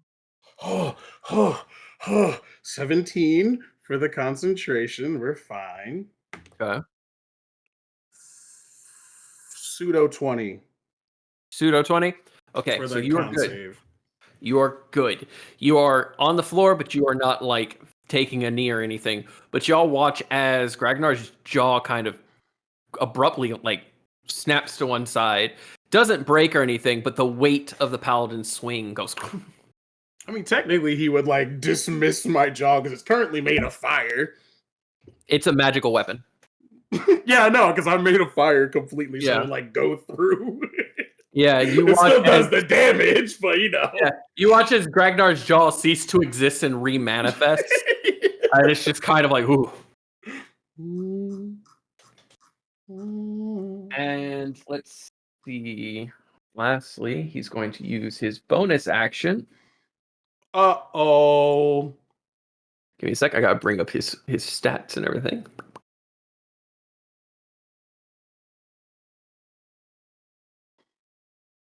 Yep. He's going to, in a 20-foot radius, cast Dispel Magic. Oh. Counterspell. Oh, He's wait, I'm a casting. T-Rex. Yeah, you can't. Damn it! God damn it, you motherfucker! I can't cast Counterspell! You watch Fuck! his Counterspell, like Scooby. Ooh, no. I don't want to use my once a day. Exhaustion's gonna fuck me right now. Spell level higher lower target ends for each spell. Zap, zap. Make a dispel. Should you check using your spellcasting ability? Do I get a roll? So he's going to cast it at 4th level. So what level was your flame form? Flame form is 5th level? Okay. Hold on. D10 plus the spell's level. So Let he me double check. I think flame form's 5th level. I want to double check though.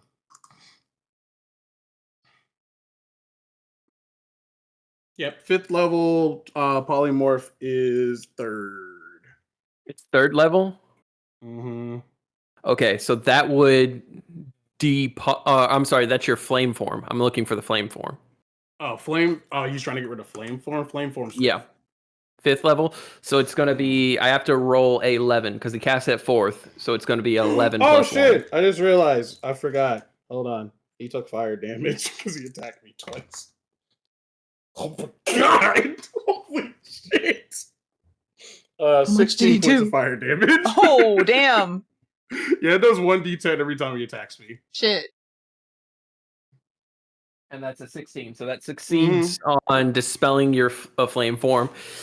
He swings, he hits, and then as he lands, he reaches out, and you watch as the fire wrapping your body begins to get absorbed into his hand, into a ball, your form manifesting. And as he does it, you can see that he takes that damage onto himself, and it burns his arm as he casts it to the side.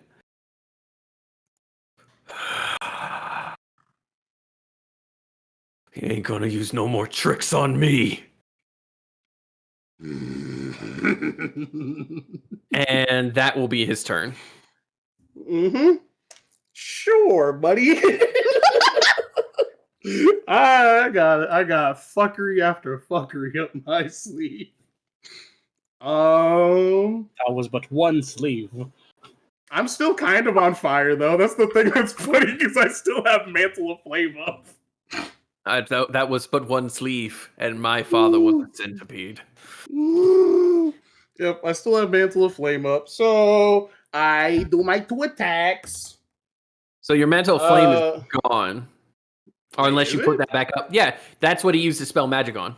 Okay, cool. I have a no, because there's Flame Form and then there's Mantle of Flame. I have Okay. Sorry, yes. Okay, so yes, you have Mantle of Flame. Bro has 3 spells on his ass. God damn. Yeah, he Technically, stacked that one's shit. an ability. He stacked that Technically, shit. one's an ability. Yeah, wanna no, hear that fucking spell storing thing. 22 for the first hit. That hits. His AC right now is 20, so that hits. 24 for the second hit. That hits. Okay, hold on. Time to roll bite damage. Nom nom nom nom nom. Nom nom nom nom. Less good roll. Never mind, that's a 12. I mean, at least you hit him. Yeah.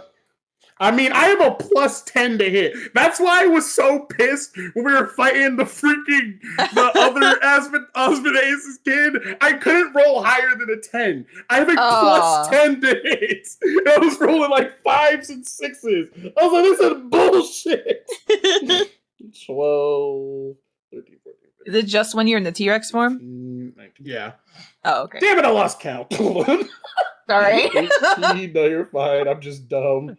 At least you're not pulling a game grunts. I swung again and I missed. I swung. You know, and I missed. That was me during that fight.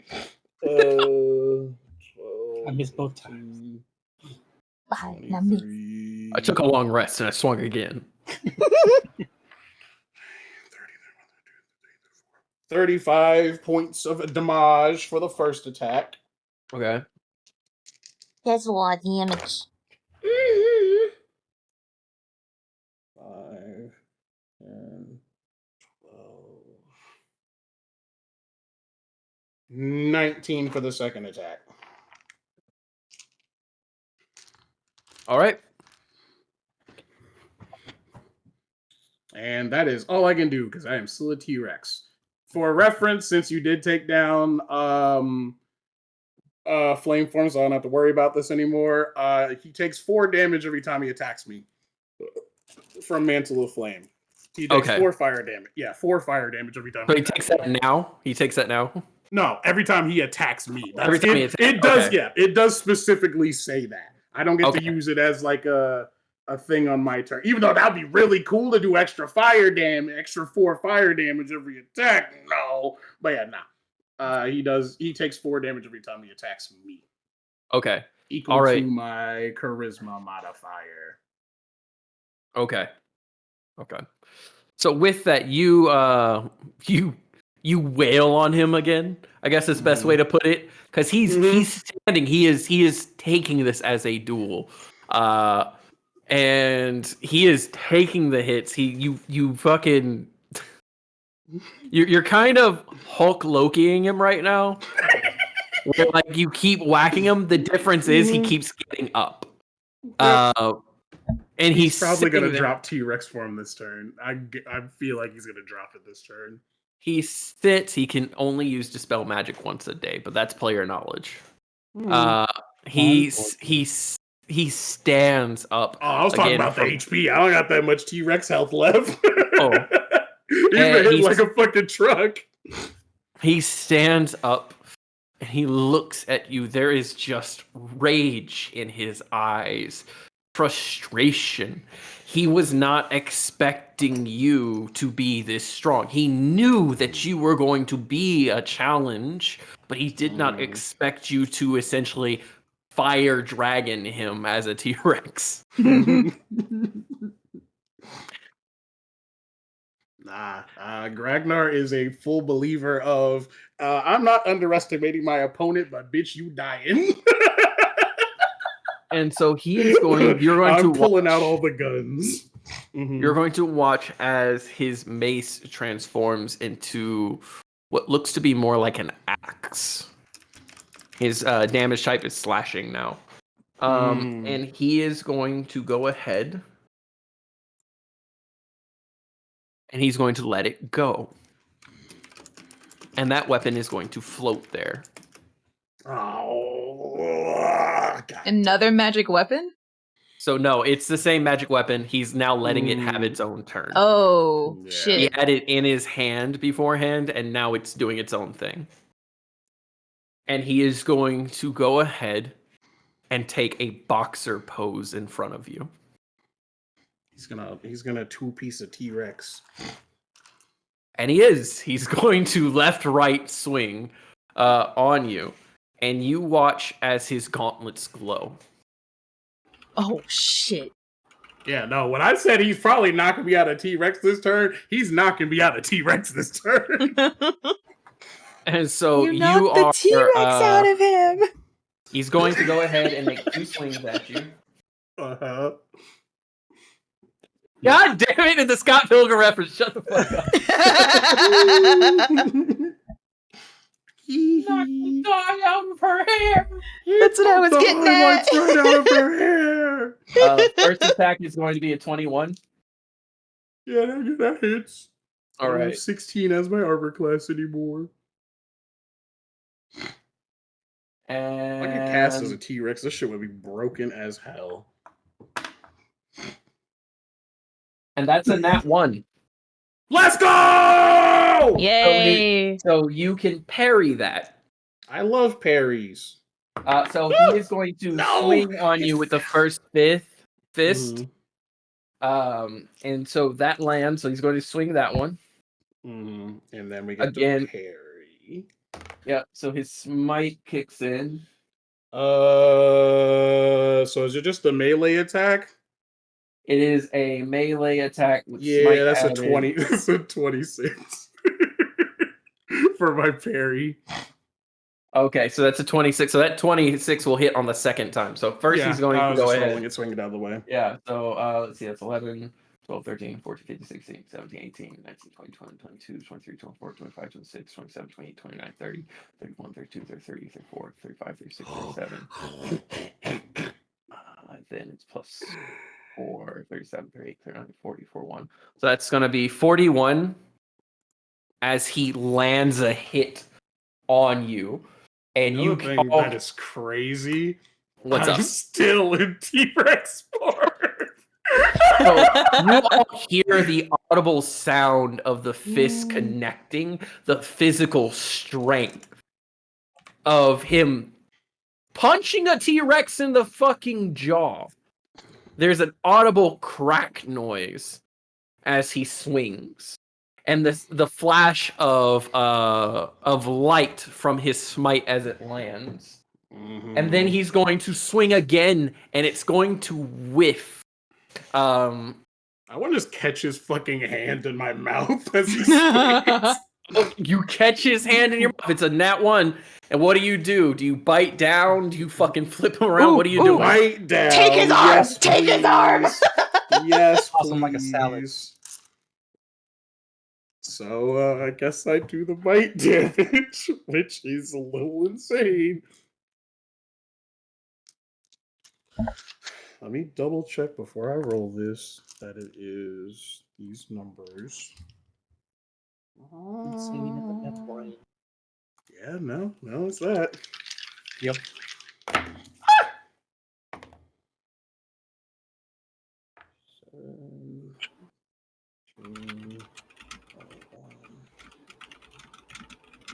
Two, 25 points of piercing damage. Jesus. Yeah, 40, 12 plus 7 is wild. How much was it again? I didn't add the plus 7. How much was it?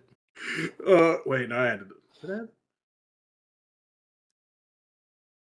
Right now, what you got? 25, buddy. and Got a then hot there's dog, buddy.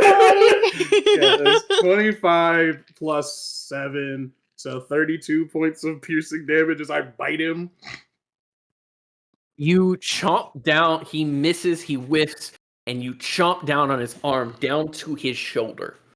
You've got his whole arm in your mouth. Make a grapple check for me. I love grapple. I get to use the T-Rex's strength. Yes, you do. Oh my god.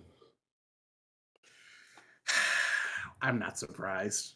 Oh. It's fine. It's fine. What'd you I roll? guess. That is a combined total of 9. Nice. Oh, shit. That's a confident 9 right there. I have a That's plus 18. 7. I have a plus 7 to strength. Oh no. Oh wait, hold on. Let me double check something. Yeah. No. He breaks it. So you bite down on Ouchies, his though. arm. He screams out in pain as you bite down on his arm, and he just slugs into your teeth, pulling himself free. Not doing damage to you, but like using that force to pull himself out. And you watch as his arm reens free, bloodied, and his armor begins to flicker as he loses The mage armor? Yep. No, Ooh. it was a concentration check, and he's been doing really well, but he just got a 3 plus his modifier, which was not enough to keep his armor on. So that drops another 2. He's now at 18. That's unfortunate. And you watch as that armor flickers and disappears. Let's see. It was Shield of Faith that he was using, but I was coloring it as armor that was protecting him. Oh no, his face will break him. Let's see. Is that the end of your turn? Or actually, that's the end of his turn. Yeah, that was the end of his turn. And then the holy weapon gets to smack the shit out of me. Yep, because I'll that's look the. Let's see. And that's gonna be a 16 on the dot. Yeah, it's All right. And so his holy weapon is 48 radiant damage. question. Do we still have that temporary HP? Yes. You do have that temporary HP. So as soon as this is gone, you still have extra health. Mm-hmm. I love how cautious y'all have been about that, to the point that like basically y'all have always had temp HP. Come on. It's only been like 2 sessions since we got it. Come on.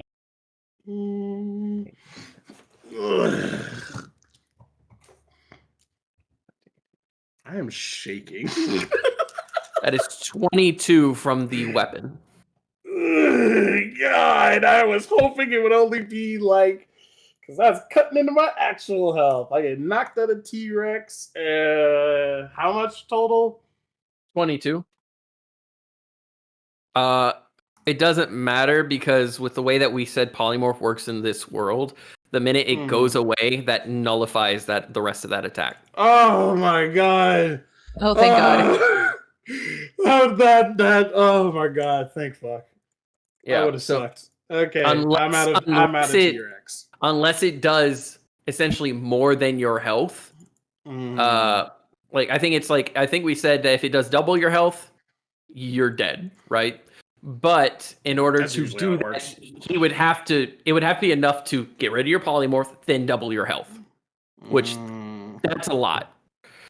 Yeah, So I'm back down to my regular health, and I am officially out of T-Rex. I'm still slightly on fire, though. all right, you watch as Gragnar depolymorphs from the slash of the blade across his head. Again, you see that the paladin Davenar has been focusing specifically on just wailing on him. And Gragnar is now himself in his draconic form, standing in front of Davenar, who looks absolutely worn. His arm is hanging low. It doesn't look like he can use it at this time, though who knows? But it is torn, ragged, and bleeding, and he is just staring daggers at Gragnar. Now it's my turn. Come on! You were better off keeping me as the T-Rex. And it's my turn, right? Yep. I'm gonna twin spell a spell the party hasn't seen yet. Uh-oh. Oh, I'm finally busting out. I'm gonna twin spell Spirit of Death. oh, Ooh. oh! Well, that doesn't sound ominous as fuck. Let me see Okay. here, because I'm curious. I'm not. Let's see. Spirit of Death. You Hold on, call let me forth get you. this. They updated the stat block because the Unearthed Arcana one sucks. It's in the chat. Okay. Okay. Chat. Mm-hmm. Chat. I love that The we have bubble chat and then chat. we have chat. It's the bubble chat. It's the chat. Give me a second. I like to imagine Gragnar kind of just took a piece of death after he killed him, and just like, here you go, this is mine now. Big slurping. So let's see. You call Ragnar forth licked it, so it's his now. You call forth Yeah. a spirit that embodies death. The spirit manifests in an unoccupied space, and you can see within range and use the Reaper Spirit stat block. The spirit disappears when it's reduced to 0 hit points, and when the spell ends, the spirit is an ally to you. Okay, and when the spirit reduced to 0 hit points, or when the spirit spell ends. Sorry. The spirit is an ally to you and your companions. In combat, the spirit shares your initiative count and takes its turn immediately after yours. It obeys your verbal commands, no action required by you. If you don't issue the spirit any commands, it takes the dodge action and uses its movement to avoid danger. At higher levels, you said you were casting at what level? Hold on. Let me read it just to double check. Because what spell slots do cast at 5th. I have another 5th Oh, spot. okay. You cast a spell I'll using a use my 5th level or last higher. 5th level. Use the higher level whenever the spell appears in your Reaper Spirit stat block. So, okay, so you're using it as the Reaper stat block. And it gets bonuses to AC and it gets bonuses to health when you cast it in the higher levels. Okay. And it does more damage because it bases some of the damage it does on the level of the spell. Okay, so you're twin spelling the 5th level. I'm twin spelling. I'm putting one behind him so we can get that flank, baby, and then one to my right. All right, so he is flanked, so you all have advantage on attacks. Getting that So I'm putting one on. I'm putting one on his left and then one behind him. Okay. And I have to issue in a command after I summon them, and I just say reap. Okay. All right. Can I do anything else with my turn? I do not think I can. Because I'm pretty sure that's an action. Mm-hmm. Double check. Yeah, it's an action. That's turn. Now it's the Reapers! Yay! All right. So what do they do? They attack. I issued my command, the Reap. The spirits target a creature, which they can do that. They have an ability called Haunt Creature. Both of them are targeting him, obviously. Spirits target a creature it can see within 10 feet of itself and begins haunting. While the target is haunted, you and the spirit sense the direction and the distance to the target if it's on the same plane of existence as you. Additionally, if the target starts its turn within 10 feet of the spirit, it must succeed on a wisdom saving throw against my spell save DC or have the frightened condition until the start of its next turn. The target remains haunted until it dies, the spirit disappears, or the spirit uses this action again. Okay. So he has to make technically he has to make 2 wisdom saves. Wisdom saves. Versus my spell save DC. And he has to do that right now? Yep, because they are within 10 feet of him. All right, so let me go ahead and pull up his stats again because I was looking at the spirits. Big boot energy. Spooky, scary Okay, that is skeletons. going to be a 15. Fail, and my spell save is a 16! All right. Ooh. So he Him automatically... frightened. Yep. He's frightened. And then they attack him. Yep. So he is frightened. So he's going to try to get away from them during his turn. Yeah, he has to move away. I know he can't move any closer as long as he's afraid. So they makes a number of attacks equal to half the level of the spell rounded down. Half of 5 is 2.5, so 2. So they get 2 attacks. Okay. We'll roll for the first one.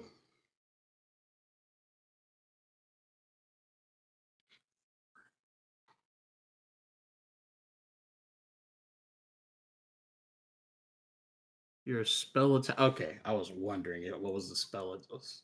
God damn. So that is 22 on the first attack. And all right, you said it's 22 on the first attack? 22 to hit. 22 to hit. That hits, because again, he's at 18. And the second is 18 to hit. Oof. Right on it. Okay, so 2 attacks, 1d8.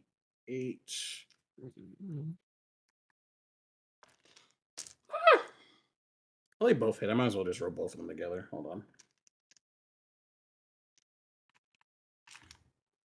I need to put I need to get a fucking desk lamp. I swear, sometimes I can't see these dice. So that's 4, 5, 6,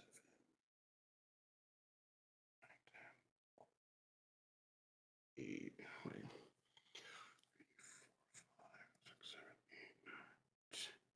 20 damage total. That's from both attacks. They All both do right. 10 apiece. They both do 10 apiece. And that's the first spirits. You watch as he looks around him quickly, seeing the manifestations in front of him. And again, all at once, at his turn, he'll fully move away. But you see that he starts to move away only to be slashed in the back. Then realizing that one of them has manifested behind him. He saw the one to his side, went to move back, kind of bumped into the one behind him. That's when he got attacked. So go ahead. Second one.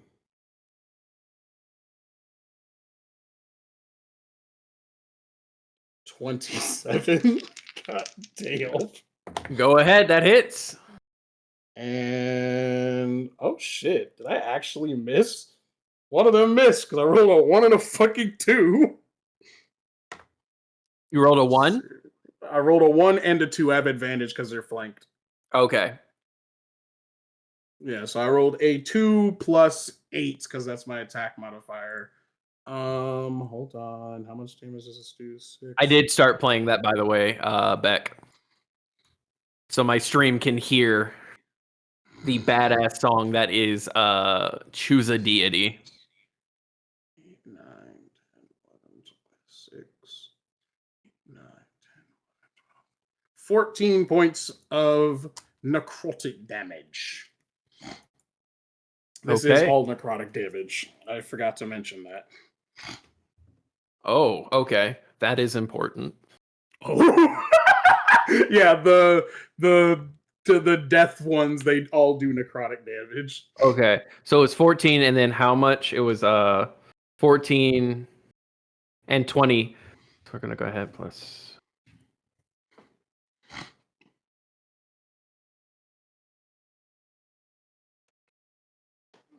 Okay.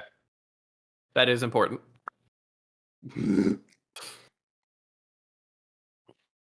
You watch as he is sliced and diced, and then there's a third whiff as 3 of the hits land, and he just, again, he's taking a kind of loose boxer pose as he dodges down that last attack. Is that the end of their turn? Let me double check. That was the first time I've used this spell since I got it. Yeah, they only make 2 attacks. Okay, give me just a sec. I'm going to bring in.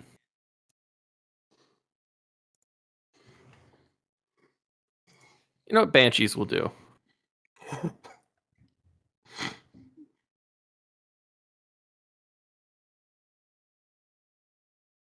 He is going to go ahead and move the only direction he can to get away from them. In doing so, Is that they 3 get attacks of opportunity? that is 3 attacks of opportunity, which could I stop do him have from a moving. dagger in my pocket. All right, so yes, you all 3 get attacks of opportunity with advantage, technically. Oh shit. Okay, let's do first roll. Yeah, that's fitting for me. It's that dagger in your pocket. You're just happy to see me. So that is a 11 for the dagger. Definitely missed. And now the 2 spirits. Yeah. Thank fuck. I was like, God damn it, y'all motherfuckers can't roll low now. 21 and why couldn't you roll a nat 20? You know how cool that would have been. 27. 27. Those 27 hit. and 21. Yep. Those will hit because again his AC is 18. Damage. Man, you fuck. Why'd you roll a 1? Okay, so we got 1, 2, 3, 4, 9 points of necrotic damage and 12 points of necrotic damage. Alrighty. And did you get to do your attack? I missed. I rolled a 1 and a 2. Okay. So you all watch as Gragnar swings at him, and because he's so focused on Gragnar, he's bobs and weaves. But the Reapers get 1 attack off each and just kind of slice him again. His focus being on Gragnar as he slides away, stopping at 5 feet away because of how this works. He starts his turn here, and he can't approach closer, but he does have to use the rest of his movement to move away. So he's going to 1, 2, 3, 4, 5, 6, 7, 8. Let me double check how this works, the haunt creature thing. So he's All right. afraid. I'm just double checking to make sure how this works. Yeah, you're good. Because I think it ends at the end of his next turn, unless he's within 10 feet of them. I need to just grab. Additionally, if the target starts his turn within 10 feet. And I'm just going to go ahead. Start of its next turn. And I'm just going to treat this as his magic weapon. He gets another save at the start of his next turn. That's Okay. This turn, he gets another frightened save.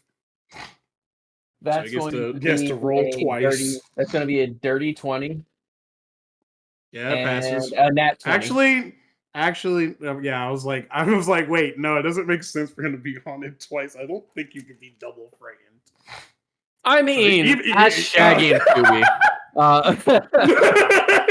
Yeah, I mean he passes either way. My DC's Yeah. fucking 16. Yeah, that was a dirty 20 and a nat 20. So he breaks his fear, and just the minute he shakes free of it, the realization that he has backed down. No. No. No, no, no, no, no, no, no, no, no. And he's going to reach up, summon elemental, Oh Counterspell. and shit. slam down onto the ground. Counterspell. Oh, you use counterspell on it? I still have spells left for that. Oh, I'm gonna cast it at 4th level just in case. he called, but no one came.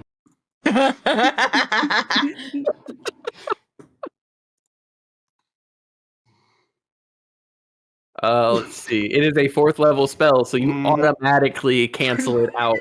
You watch as his hand glows. He slams down, and right at your feet, you see magma begin to form as you then cast counter spell. The hand of an elemental reaching up and just freezing in place. Oh, even your friends don't want to come help you.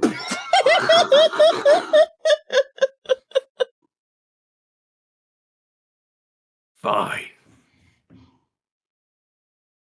And he waves his hand, and you watch as his magic weapon demanifests.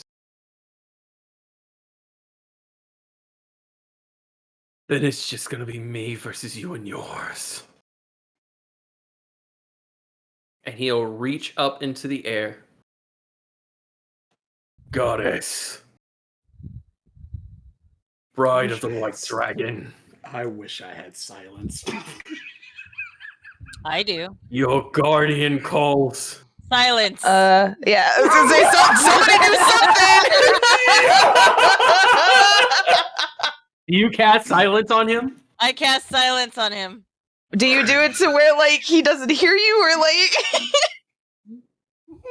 Oh no, I just say it because the moment he declared you and yours were in the fight, it's no longer just Gragnar and him. So He did silence. invite it. He That's did true. invite it. Like, I mean, what can we do? And you watch as in silence he roars out. Huh? And while there is no audible sound, you watch as the creatures around you all begin to shake. He glares at you, Fran. He stares daggers at you and then looks to Gragnar. And inside all of your minds, you can hear, kill them. Okay, it's time to go to work. All right, let's fucking go. Okay, let's And go. it goes to my turn. I knew you were a fucking lizard. I knew you were a fucking lizard. I'm casting Disintegrate. Oh. Oh no. I'm twin spelling it too. Oh, What's the no. biggest monster in the room?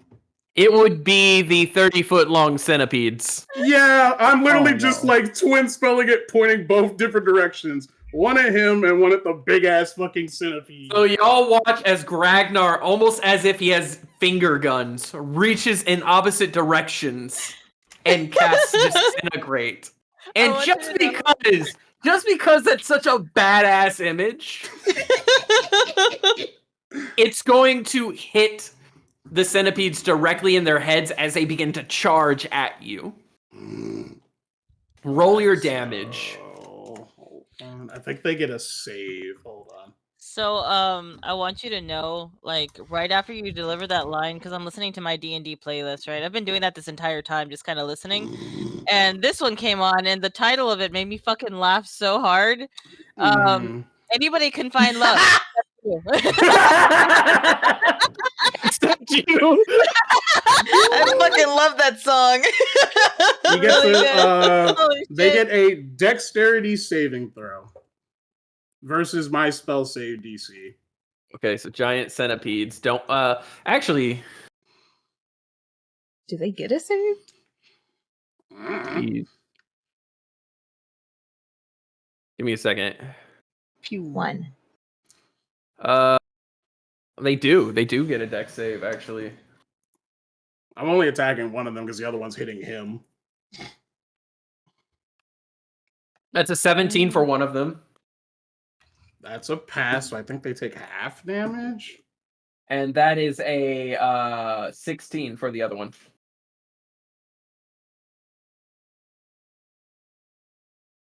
So one takes full damage, the other takes half damage. For particular reasons of that was a badass thing to do.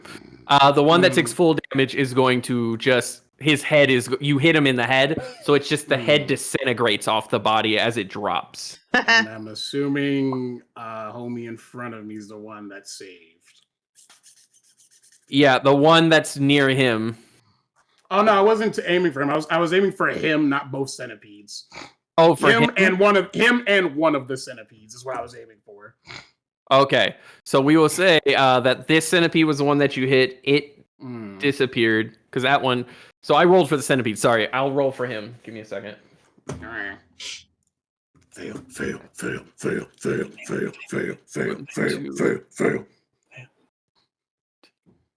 That's going to be an 18. God fucking damn it! He has a negative to his dex. Of course he does. Of course he does. And he still rolled high. What a bitch. Hold on. All right, so what's the damage? I have to double check something. Cause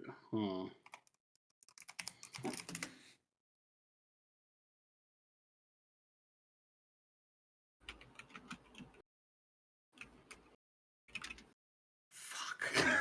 I was right. God damn it.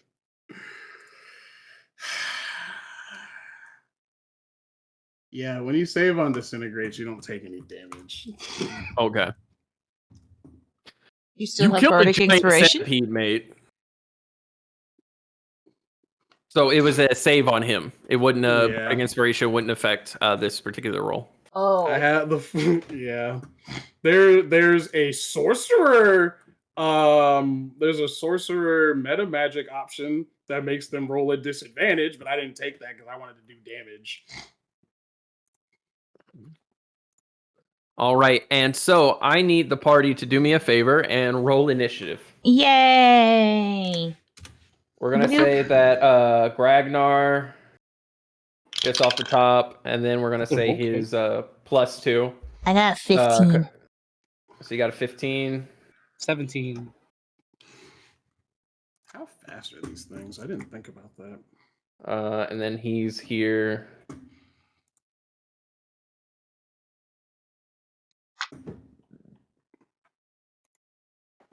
All right, Fran, what did you roll? Sorry, I was muted still. We're doing initiative, right? Yes. 22. Jesus. So Fran. Not 20, it was +2, so. Yeah. So Fran, I almost said JoJo. Luke. And then Seraphina. Would the JoJo equivalent of Luke be Lulu? no, then that'd be your book. Because Lulu and Lala. Ah, that's fair. Yeah, my book. What are you doing? Luke becomes a doodle in the book. All right. And so with that start to the initiative, the way that this is going to work is you're going to have the party as a whole, and then at the end I'm going to have the monsters essentially. And So we're our going. turn, then their turn. What's up? Our turn, then their turn. Yes. So it's going to be you guys and then the monsters, and I will roll the monsters fairly quickly because I just want to turn them out. Yeah. Do I need to re-roll? No, you are going to be at the top of the round, and then Dave is right behind you. Right behind my peoples. Yeah. Well, Dave is actually got a individual run, so it's going to be Gragnar plus his +2, then Dave, then Fran, Luke, and Sarah. Aw. And then we also have Whitejaw. Oh yeah, and Garum. Yep, and Garum. the Umber Hulks. Yep, and the Umber Hulks will be at the. Don't forget to roll for Stain. Don't forget to roll for Stain. Roll for what? The Stain. I thought Stain died. No, Yeah, the Emerald. he's saved. Oh, Oh, I thought you were talking about Davenar. No, no, sir. Roll for the Stain. The Emerald that's, a stain on the ground. Okay, we'll roll for her, but she has a negative 20 to her initiative. It's gonna be a negative 12. Oh, Imagine no. if you rolled a nat 20, though. 0. It would just be 0. But I mean, it still, would- That would still it count. would be funny. It would be funny. And we're gonna start at the top of the round with Gragnar +2. So Hey, you that's and me. your visages of death.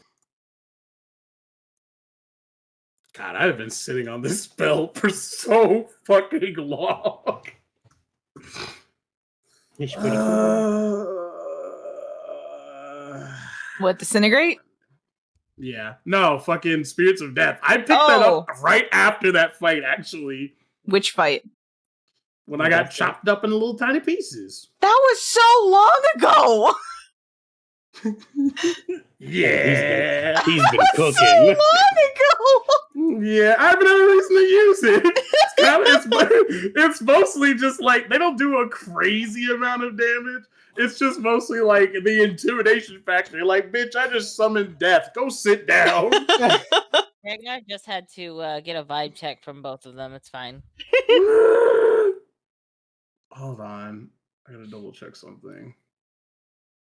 Oh, I should be figuring out what I want to do for my turn, shouldn't I?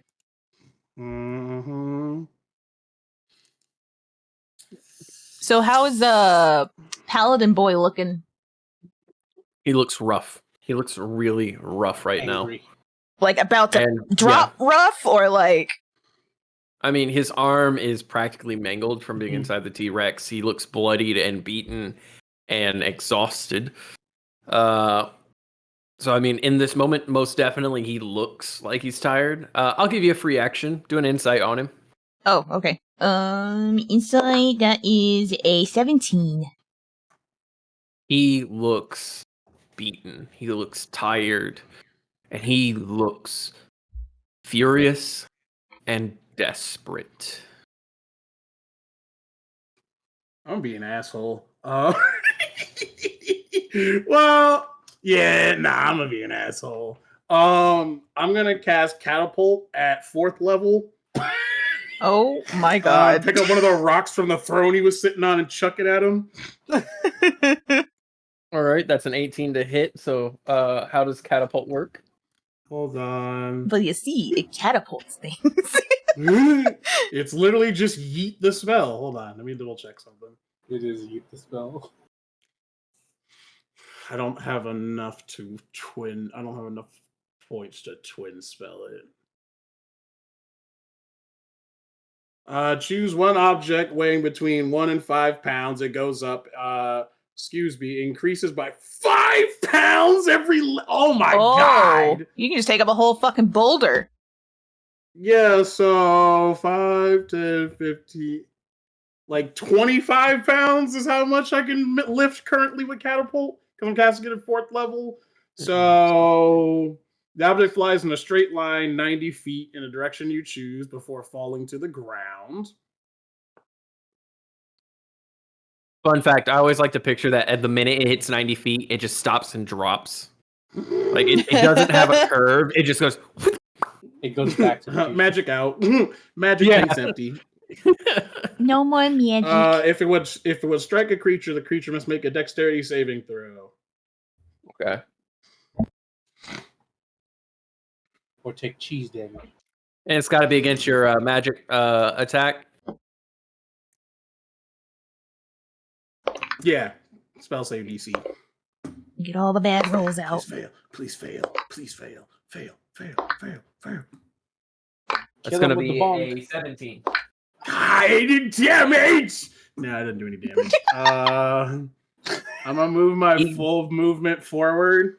Well, real quick, he dodges, but the centipede is still there. So I got to do the centipede. Oh! Who would? Yep, Matt those- won that shit. Damn! Does it do double damage? Double damage. We'll say that it can do double damage in this case. Hell yeah! Am I doubling the dice or am I doubling the damage from what I roll? That is up to you. Remember, double damage is either doubling the dice or doubling what you roll, but you have Okay, to call had it to double before check. you roll. I am doubling the dice because I like doing it. I like to see the numbers. Clickety clackety, here comes the math rocks. Math rocks. There's a first level spell I casted at 4th level. It gets an additional D8 for each level above first. Okay. So 6 D8s, doubling that. So God 12 damn. D8. I don't think I have enough D8s for this. Yes, I do. 1, 2, 3, 4, 5.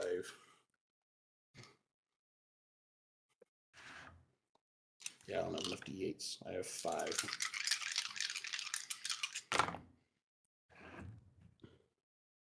Three,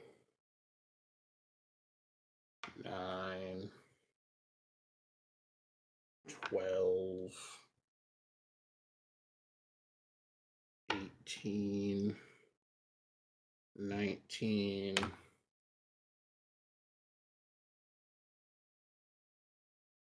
21,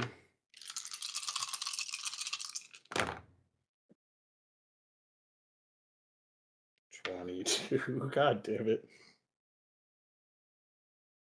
26.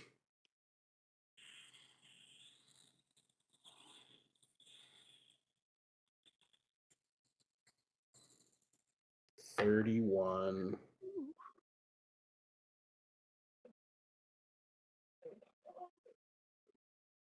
39. 44. Just keep going.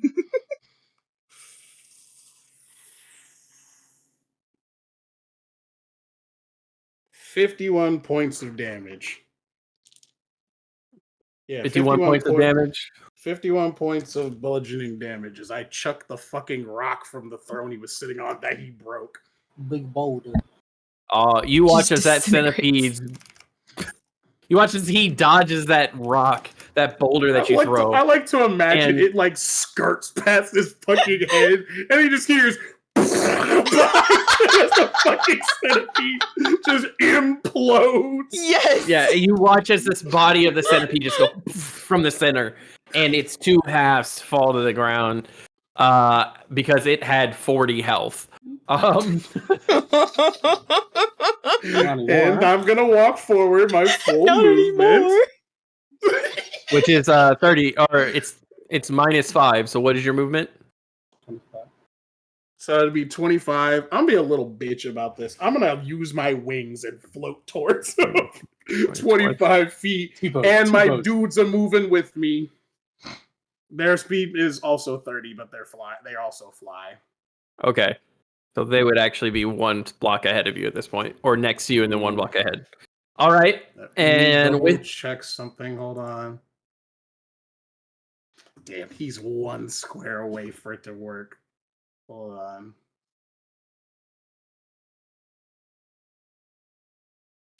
He's still. He's still hunted. He's just currently not afraid. He's gonna have to make a save if he moves closer. Yeah, the creature is hunted until he dies, the spirit disappears, or I use that action again. okay. So he's still hunted. Shit. That is my turn. My spirits cannot move any closer. Well, I could. He's got silence on him. Mm-hmm. Oh wait, did Gragnar get in the silence zone? I don't think I'm close enough. Let's Get in the see. silence. 5, 10, 15, 20. This one is in the silence zone. Back him up. Back him up a little bit. Yeah, back him up a little bit. We'll go to the edge of the silent zone. We're floating there menacingly. Menacingly. And I'll end my turn. Yay. All right. And now it's going to be his turn. And he's got to make a save because he wants to. He's going to. Try to approach. Once he gets within 10 feet, he has to make a wisdom save versus my spell save DC. I'll say the 5, 10. one on the right that you have highlighted right now is the one that has him haunted. Okay, so he's going to go ahead and 1, 2, 3, 4. Mm-hmm. He's within 10 feet because he's still here. So it's still within Mhm. 10 feet of it. So I'm going to go ahead and Fail. that's and it's a wisdom save. Yep. Paladin wisdom is +1. He has a 18. Damn. Damn it! Nah, he's fine. And he is going to go ahead Oh, this is gonna fucking hurt. and you're going to watch as with his bonus action, like a cancer almost across his body, down his arm, the cells, his body begins to expand and heal and twist. You can hear the broken bone that was there Is he snap back healing into right now? place. And it is just, you've seen healing before. This is not healing. This is cancer being used to repair someone. Oh As no. Is it magic? It is an innate ability to him, but I would say that it is magical in nature. Dispel magic. Can You're going to dispel magic it? I All was gonna right. say, can I roll an Arcana check? But I don't know if I can right now. Go ahead, roll an Arcana check. That'll be your bonus action to roll the Arcana check. I 'cause will you already hold had a off free then. action. So Fran, you're using your bonus action to cast dispel magic. Correct. All right. Again, how does dispel magic work? Because this is for him a passive thing. Choose any creature, object, or magical effect within range. Any spell of 3rd level or lower on this target ends. For each spell 4th level or higher on the target, make an ability check using your spellcasting ability. The DC equals 10 plus the spell's level. On a successful check, the spell ends. Okay, so this would automatically fail because it's technically, I would say, a cantrip, just because it's a passive ability for him. Yeah. We'll assign it a cantrip for the purposes of this, or a level 1 spell will serve, because it's just something that happens. So it fails automatically. You watch as this cancerous kind of growth begins working down his arm, and then it bursts. Oh. Blood splattering at his sides. Oh! And you watch as he again looks at you, Fran. And there's this moment that it just, something clicks in him. Something in him snaps. He's now outside the silent space. You're the husband. Excuse me? What? I promised her I'd bring her her daughter. I didn't say anything about the fucking husband. Kill them! I'd like to see you try. And he's going to go ahead and immediately turn to Gragnar. He's going to try to grapple you by the throat again.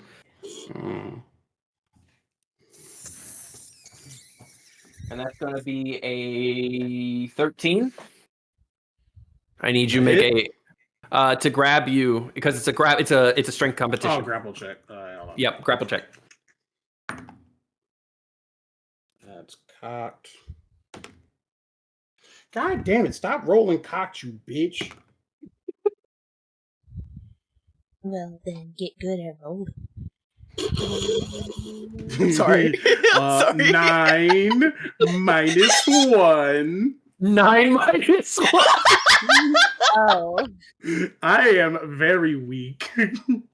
With his busted arm, he reaches out and grabs you by the throat. Mhm. And that was one of his actions. His next action is going to be to just fucking slug you in the face with advantage. Roll low, roll low, roll low, roll low, roll low, roll low. Any actions? Oh, Jesus. All Two. of them. That is going to be 19 to hit. Shield! Yes! Yes! Oh Armor class of 20! God! Baby! Armor class of 20! You Yes! watch as he grabs onto Gragnar, and that golden aura from his smite on his fist comes forward, and then Right. all of a sudden, almost from your body, a round shield manifests. Seraphina's gonna start Eh. cackling. And while he has you grappled, the shield forms around his arm, and he just fucking wails onto it like a good less than a foot from your face. And you're just kind of sitting there like, shield. And you watch as he just looks at you. And the look of like, are you fucking serious? Like the absolute wild-eyed, are you fucking serious right now? And you watch- I'm gonna say one more thing. This is the last chance I'm giving you to surrender. And it's more just for RP's sakes. As you say that, you can feel his hand tighten around your throat. It doesn't do anything, but it's him doubling down. He's not letting go. Oh, I can't wait till my turn comes back around. And with that, that is his turn. Next is Fran. Hello.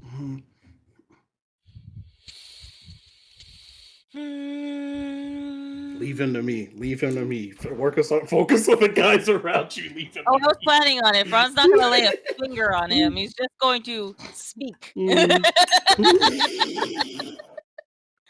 that's what he's good at. Goddamn bards. Talking. All I did was say, sit. Command.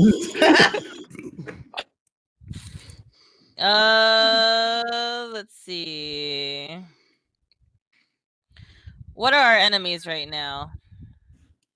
So We you got that see one and that the one. closest enemies are 2 flying and 1 weird deformed kobold. They are both kind of being on the outsides of the Umber Hulks.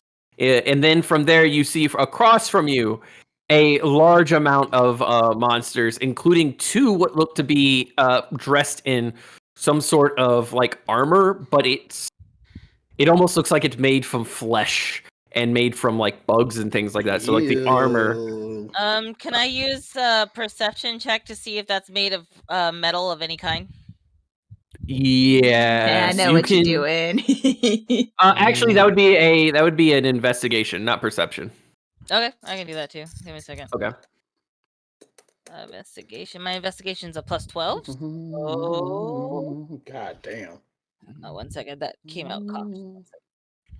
Heh. So that would be 22.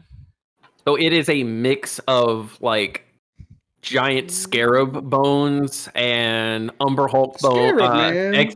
exoskeleton and metal. So it is a collage of the 2, like organic Nice. material and metal. Mightin and chitin. So Heat metal organic woodwork. and metal. Oh, I wasn't thinking heat metal yet. Not yet. Not yet. am It's gonna on the do- table, though. I am gonna do one of my absolute favorite combinations, and Fran is going to look at the one that you have highlighted. Mm-hmm. He's going to look at that one and say, "I bestow upon you a crown of madness." All right. So- That's a wisdom save, right? Yeah, so one humanoid of your choice that can see within range must succeed a wisdom saving throw or become charmed by you for the duration. While the target is charmed in this way, a twisted crown of jagged iron appears on its head, and a madness glows in its eyes. So, yeah. That's a 19 minus 2 because they don't have really good wisdom. So that's a 16. 16. My spell DC is 17. Hey. Failed. So he has Crown of Madness so- on him. The charmed target must use its action before moving on each of its turns to make a melee attack against a creature other than itself that you mentally choose. I choose the other armored creature. other than itself that you mentally blah blah blah. The target can act normally on its own turn if you choose. No creature, or if none are within its reach. On your subsequent turns, you must use your action to maintain control over the target, or the spell ends. Also, the target can make a Wisdom saving throw at the end of each of its turns. On a success, the spell ends. So I have to stay focused on keeping them in control. Okay. But just so you know, it didn't say that the barbs go away. It grows there and stays there. Yes. Mhm. All right. So, yeah. So Fran is going to command him to make an attack on the other armored creature. Okay, so until that crown is gone, Fron, we're just going to have him have the same turn as you. That is perfectly fine. And that is my action. I do still get a bonus action. Mm-hmm. Oh, actually, no, because I used didn't it you use for it? the Dispel Magic. Mhm. Yeah. Yep. So, yeah, I'm good. That's my turn. All right. So with that, he's going to go ahead and swing at the other one. She's going to be...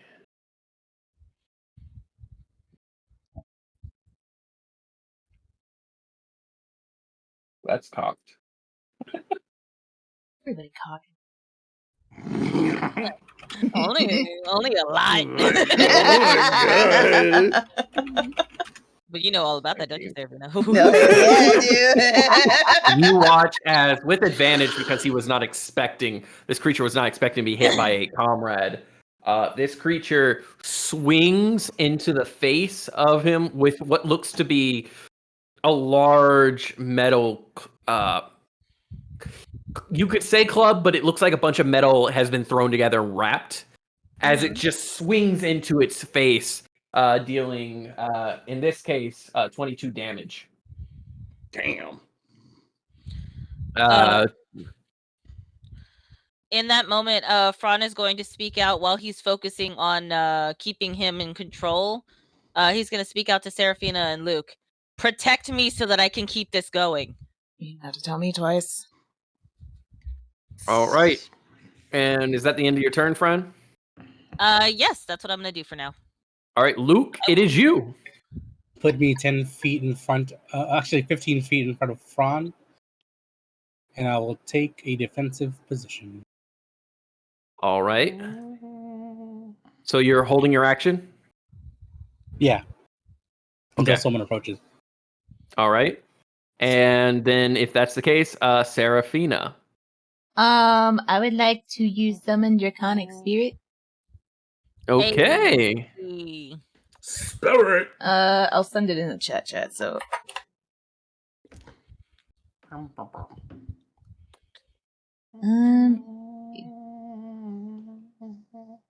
we're gonna use your old art. Oh, that's yeah, fine. your old art for That's the not my Draconic art. Spirit. I found that on Pinterest, but Okay. Just for clarification. All right, and we've got a Draconic Spirit that is. Woo! We're gonna say that it's 15 by 15 for size. Where do you place them? Because it's within 60 feet of you. I guess 60. Yeah, it is. Yeah. We'll do right there next to Luke. All right. And then as my bonus action, I would like to cast Blur with my hood. Alrighty.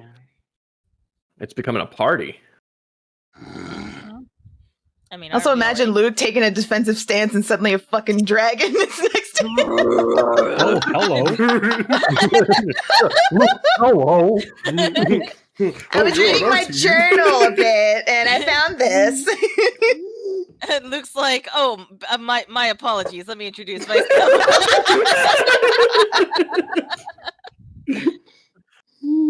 Okay, so I've seen Seraphina turn into a dragon. I don't see I Seraphina. didn't turn into a dragon. Oh, never mind. I was gonna think it was gonna be you. I was like, oh, my bad. No, it's an That's actual, me. like, draconic spirit. Oh, hi. It is semi see-through. It's like your occupancy on a paint is like 80%. All right. And I think What do that's you- my turn. Unless I can All use right. the dragon immediately, but I don't think I can. Space you can see It doesn't work like the spirits I have? Spirit that blocks. Does it? When you cast this spell, choose a family of dragon. Choose family when determines the creature is an ally to you and your components in combat. The creature shares your initiative, so it does share your initiative. We'll say yes. We'll say that you can do it this turn. Okay. I need to see. That's fuck. Okay, multi-attack, rend, breath. Okay.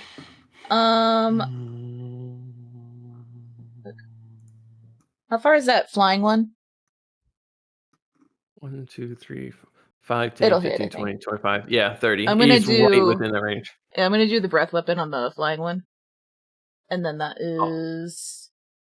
Each creature within that area must make a dex save against your spell save DC. I gotta open up my thing. There it is. I was like, where'd my D20 go? My spell save is... Thank you, Demon, for the 15. skull. You're welcome. My spell So it's DC is 15, and then the creature takes 2d6 damage of a type this dragon has resistance to. I chose ice. On a failed save, or half as much on a successful one. So it's successful. He rolled a 16 outright, and then his dex, Damn it. because he's a flyer, is a +3. So he succeeds. Okay, so then he takes half damage. So only 2d6. 3 and 1, so 4. Fuck. Okay, well, it's better than nothing, I guess. So he takes that damage. He kind of flies around for a second, like, holy shit, I was worried about the big guy over here. And all of a sudden it sees the dragon, and it hisses in the air. All right, is that the end of your turn? I think so. I was trying to see if it has, like, a intimidation or anything. I don't think that's the... Yeah, that's it. All right, and next is White Jaw, who y'all just watch fucking books it. Oh, I was like, is he fucking running or? And he jumps and he lands on top of this one that your Fran has fighting. And he lands on him and grabs onto his head, rears back, and slams his head into it. Hey. And he's going to do 1d8 plus 2 damage. 4, 5, 6 damage as he cracks his skull across the other one. An audible crackling noise from it. And then he's going to use his bite attack as his second attack. And he's going to try to rip out the throat of your enemy. And that is a 1. So that creature, that monster gets a reaction, gets a parry chance, and succeeds. And he is going to, with his parry, swing to throw him back, dealing just...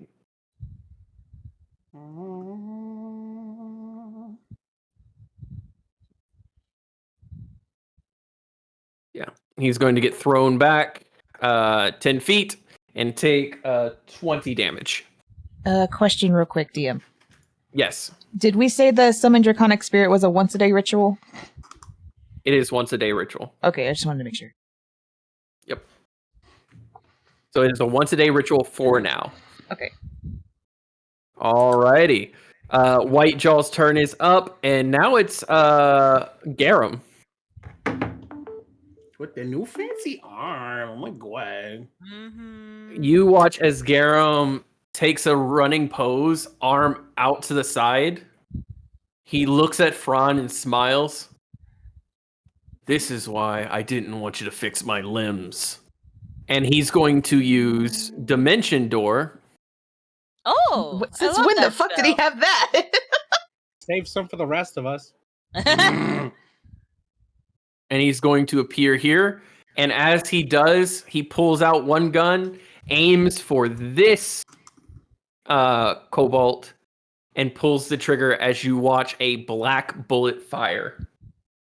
Yeah. Actually, roll and hit it. Is it a caster? Yep, he's using his caster gun. Nice. So that is going to be a 17 to hit. That does hit Oh, because these guys have a finally. 15. Oh, Finally, he hit something. I want to point out. Damn. I want to point out he has not had that bad of a setup. It's only been recently it's been bad for him. I want to point out he still bodied your ass. He still fucking misses most of the fucking time. Damn. That's all 6s. Fuck yeah. Looks like Garam's got a good day. Damn. That's Is it a bones day for Garam? It's What's a 5 times? bones day. what's I 5 miss times bones 6? days. 5, 30. 10, 15, 20, 5 times 30? 6 is 30. Yeah, so he does 30 damage to that guy, and they have 30 HP. So you just watch as its head gets shot off its body. Woo! Nice. All right. And he then goes ahead. Let's see. It was an action to use the dimension door. It was an action to use that. That's both of his abilities. And you're going to watch as he uses a bonus action to go into his paladin form. Which Again, one? the mark The across Oathbreaker? the Oathbreaker. Oh. What's he look like? So he will have advantage on his attacks from now on. I still need to actually fully draw Garam. I heard you, Jojo. What'd you say, Jojo? I'm sorry. What's he look like? So his Oathbreaker form is essentially you watch as a black form of like scale mail appears on his body.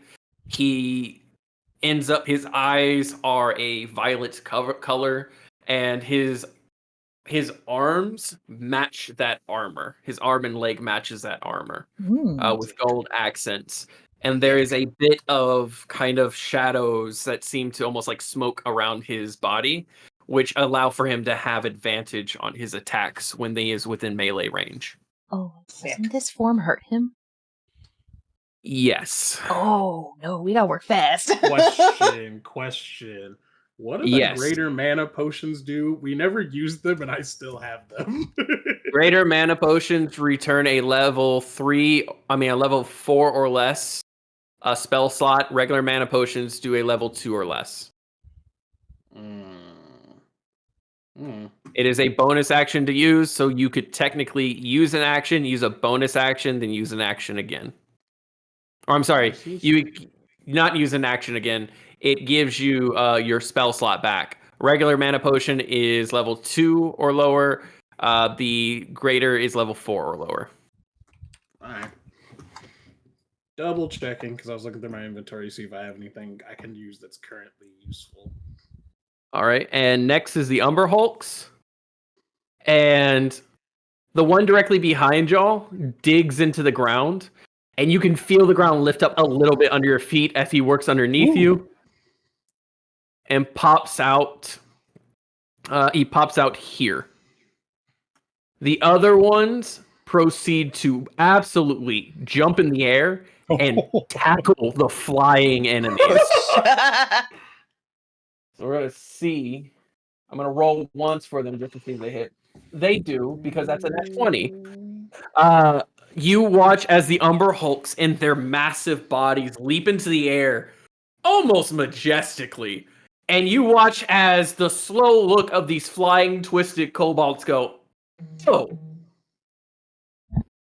as they are then taken to the ground. And you watch as the Umber Hulks vibrate into the ground, dragging the flying enemies, burying them alive. Oh, shit. And that is going to be the Umber Hulk's turn. Next is the monsters. Uh-oh. Oof. Oof.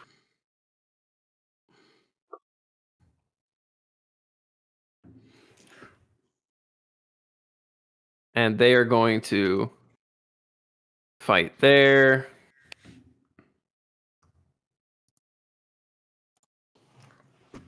As a full-on fucking war breaks out for you guys.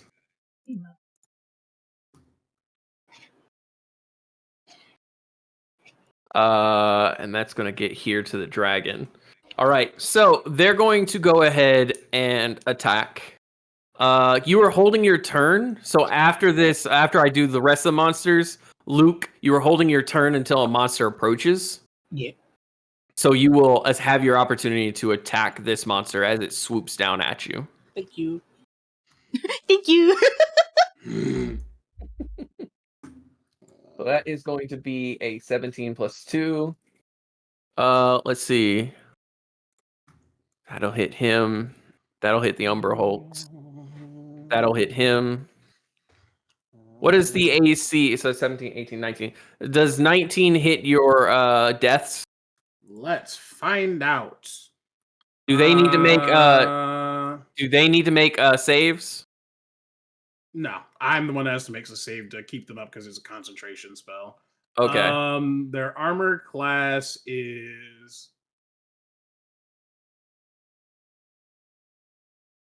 I cast this at 5th level. That's what it was. 16. Yep. 16. So that does hit them. And we're just going to do a general roll for damage. Need that. And they're both getting hit. Yep. Let's see.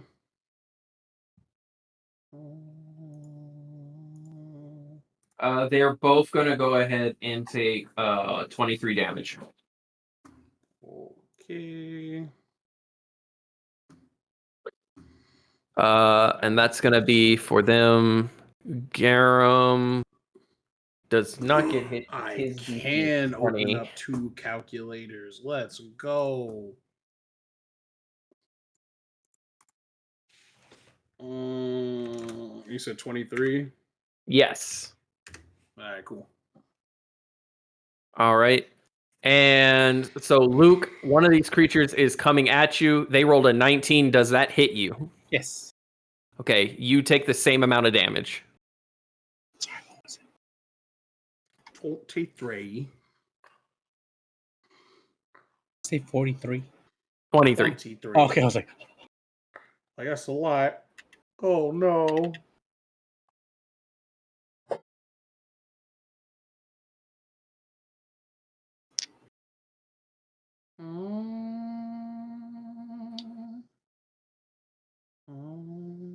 sorry for the loud noise. You're good. Nah, make it louder, actually. Those are my 3 attacks against that thing that hit me. Enhance sound. Enhance. Enhance. Louder. I can't hear you. Those are your 3 rolls. What were they? I don't see them. Oh, sorry. No, I rolled because I rolled them. I was just waiting for you to Oh, finish okay. your calculations. You're good. Go ahead. Okay. 22, 27, and a nat 20. Those all 3 hit. Oh, sweet. Give me a sec. There's gonna be a lot of damage. A lot of numbers. Math rocks. Math rocks. First Do it a attack click is clack. 15 damage. 15 damage. Okay. Yep. Second attack is another 15 damage. All right. Third attack is a critical. Reroll those 2. Is going to be 29 damage. All right. Because I crit, I get another attack. Does a 14 hit? No, 14 does not hit. Okie dokes. You watch as Luke again swings, slices, swings, slices, swings, slices, swings. It's on the ground dead. Oh my god. Okay, no. Okay. It was dead 3 strikes in. Oops. Oops. Luke's like, I gotta get that extra one in just in case. Yep. Just to make sure. Gotta make All sure right. it's dead. You watch as the Umber Hulk that is up here. Let's see, because I was still doing calculations on stuff.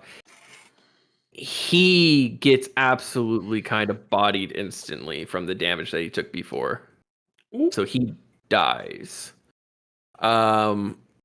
Next is let's see, Luke, is that all you do? Yeah, that's all I can do. Okay.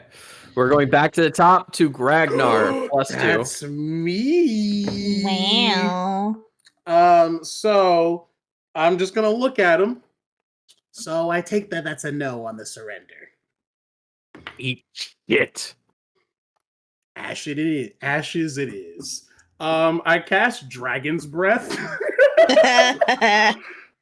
at point blank range. Did he get disadvantage of the save? That'd be real cool.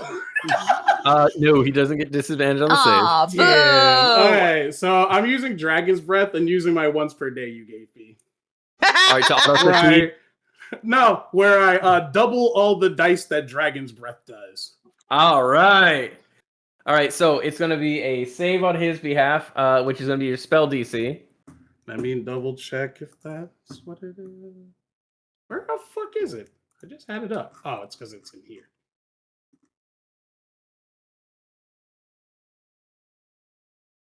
Yeah, dexterity save. They actually take half damage if they pass. Thank fuck. It's not like no damage. He does not succeed because he has a negative one. Oh, success. Yay! He got a 4, so he got a 3. I'm a level with you. He probably should have succeeded. I have this written down from when you told me when we had our little vacation with time.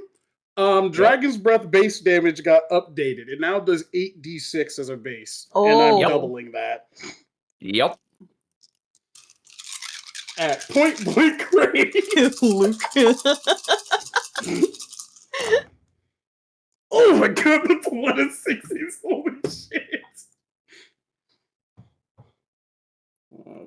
6, 7, 8.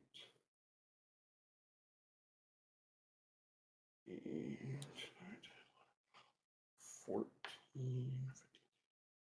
19, 24,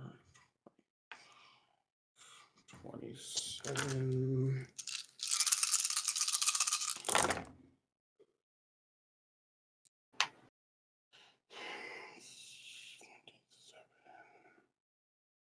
Hmm. 33,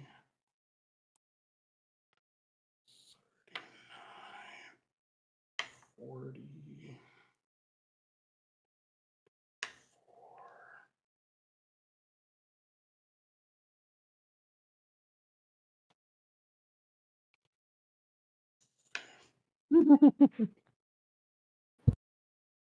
54 points of fire damage. Shit. Straight to the face. You watch as essentially he dashes towards Gragnar, and Gragnar just unleashes flames from his mouth. How far does that reach, by the way? 15-foot cone.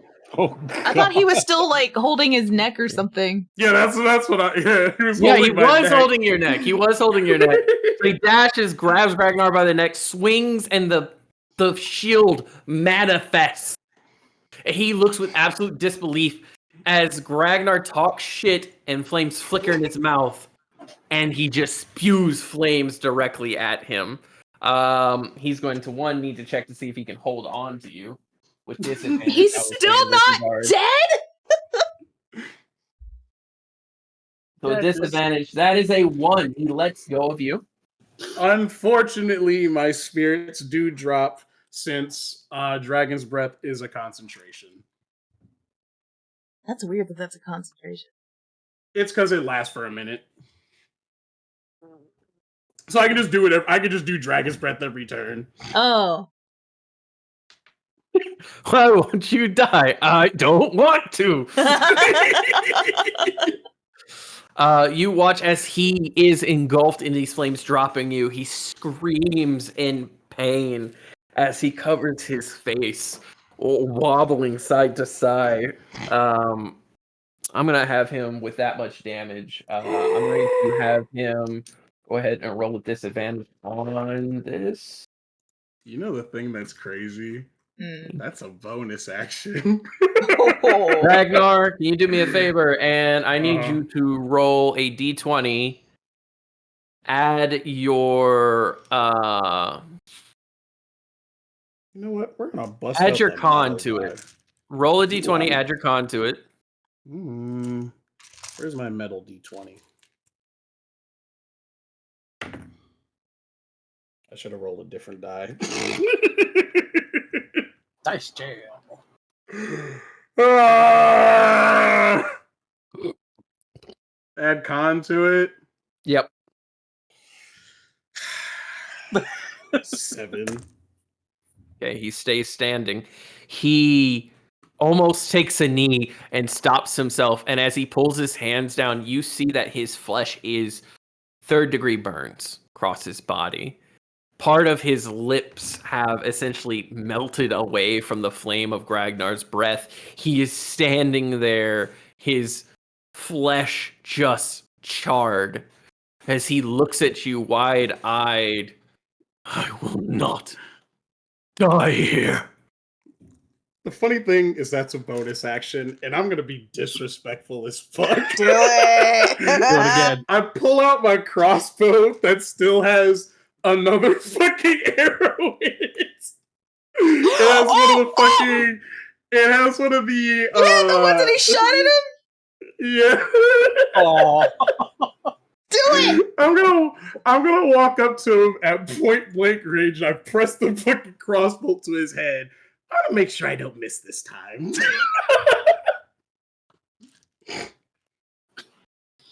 I mean, that's just cool as fuck. DM, you gotta give him to that. I mean, go ahead, make your attack. Hold on, I gotta find out the fester shots too. I forgot it's written down.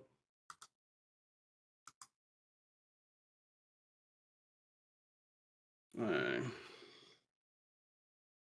Do I have advantage because it's at point blank range? Technically, you would have disadvantage because it's a range attack, so I will give you regular. Damn it. Boo. They cancel each other out. I'm I not believe giving you in you. disadvantage I at believe in point you. blank like I I would. believe in you. Like, Mm-hmm. because it should be Please. disadvantage, but this is a cool moment, so it's advantage. I mean, it's regular. Please. Please.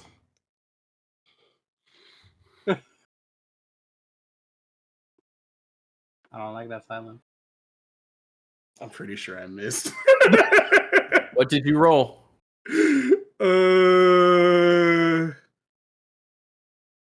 Hold on. Use an inspiration point. You're definitely gonna get one after this. I'm just saying. Oh yeah, that's right. I'm gonna use Do have your inspiration. inspirations. Yeah, I have 2 that I've been sitting on. Yeah, I'm gonna use it. Fuck it. We use an inspiration point on this one. Okay, we ball. Okay. Ragnar, what do Uh-huh. you say to him in this moment? Like I said, I walk up, cock the crossbow as I put in another fester shot, press it straight to his forehead. I'm gonna make sure I don't miss this time. And I shoot. And you fire. He goes to dodge out of the way only to have the shot pierce his eye.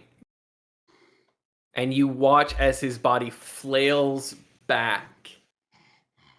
And he falls to the ground.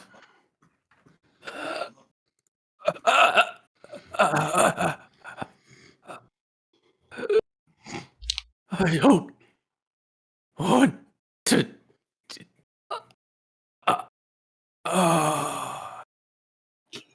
That's And he goes silent.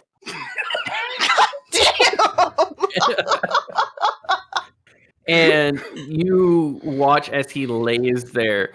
The other creatures suddenly stop and look at his corpse. All except for these 2, because they're just wailing on each other. Everybody's looking, and the 2 in the back are like, It's like, Jeffrey, stop!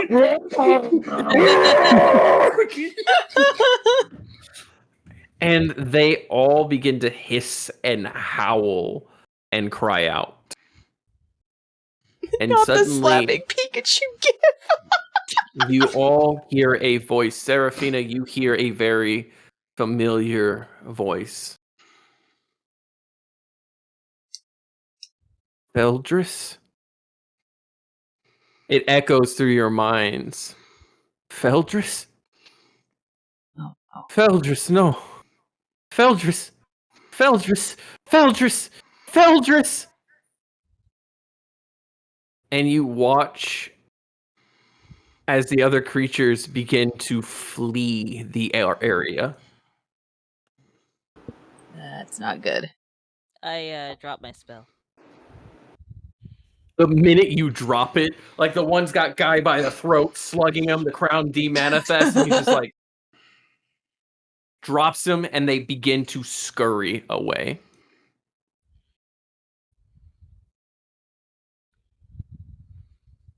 Feldris. And Seraphina, you can hear your mother's voice in your head weeping and crying out. Broken and confused. Am I able to respond? Make a Beck, what kind of check would that be to respond to like an arcanic voice in your head? Wisdom. Wisdom? What'd you say? Wisdom, in my opinion. Wisdom? Roll a wisdom save to try to reach out to your mother. Wisdom save? Yes. Okay. 12.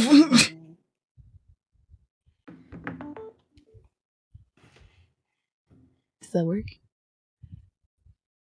That works. Ah! I rolled a 3. Oh shit. You call out to your mother's voice. And as you call out verbally, you call out to her in your mind as well. And you hear her stop for a second. Your father. He's dead again. He's dead again. Mom. Dead. I won't let him die this time. Mom, don't. I won't let him die this time. Where are you? I need you to roll persuasion. Persuasion? Can I also say, as she's reaching out, can I let her go into her stigmata form? Yes. Because when I do that, I gain +1 to wisdom checks, and I gain charisma advantage on those who worship the dragon deities. Then let's make it a wisdom to reach out again, and with advantage. Okay. That's a 6. 18, 19. 19. Thank God. You reach out. What do you say to your mother's voice? Oh shit. Mom, where are you? We're here to help you get out.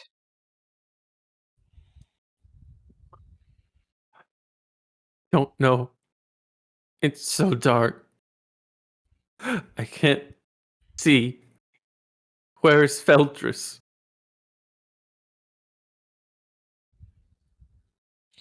Dad, Do we all hear this conversation? Yes, you can all hear it. Okay. Dad is gone. No. No, he was just here. That wasn't Dad, and I don't know if you knew that, but that wasn't Dad. He was here. He was here with me. He made it with me. He promised.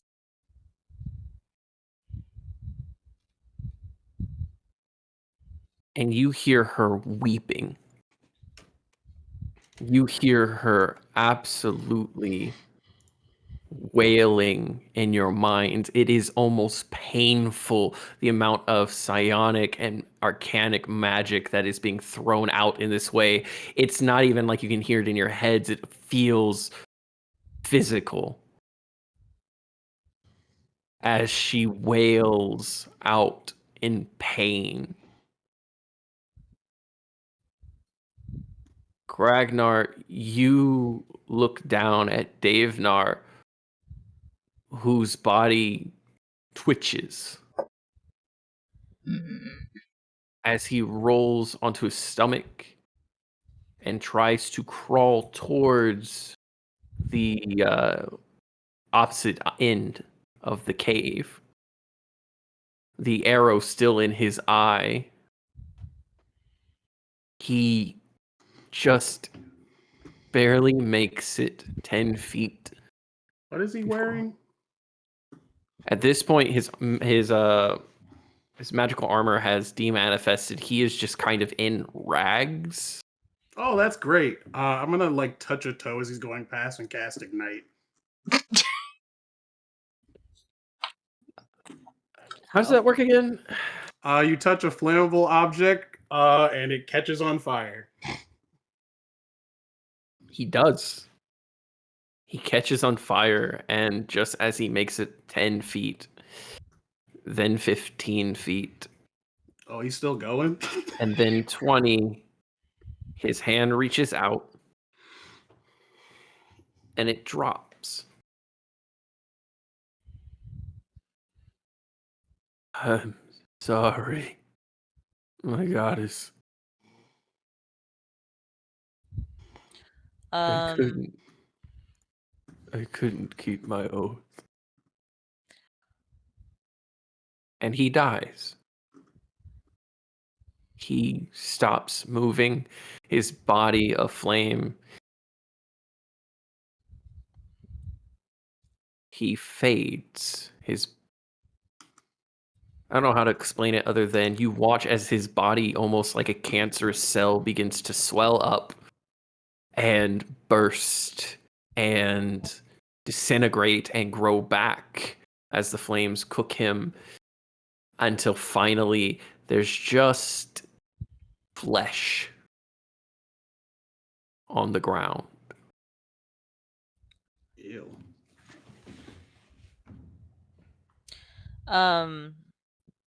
Is the body intact? Technically, Technically, yes. Fran is going to walk over and pick up the body, and he's going to walk it to the back of the cave where he was crawling. I'm going to follow. As you do, you see a stairwell, or what could best be made a stairwell. It looks like it was carved. You can see that this was not something that was there and has recently been completed. It may be very well how the creatures that were changed were going from the bottom of the pit to the top. And as you begin to approach it, you can hear the physical weeping of Seraphina's mother. Are we getting closer? Yes. we Do see y'all? doors? It is down the stairwell. Okay. What were we gonna ask? Do y'all choose to follow Fran?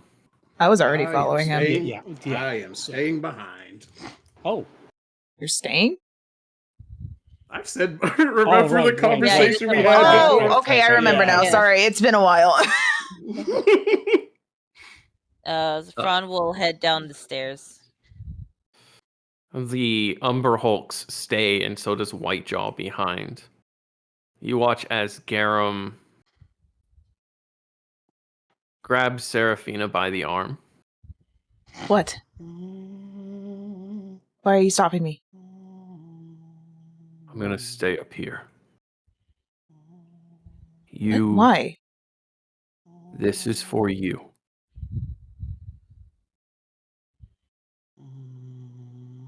This is for you.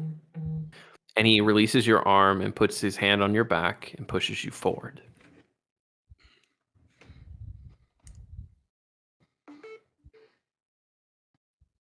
Do you demanifest your dragon, or do you keep them there? I'm gonna keep it just because I don't want to waste it. It's been like I think it has like an hour uptime, so and it's only a All right. 1-day spell, and I want to keep it up just in case.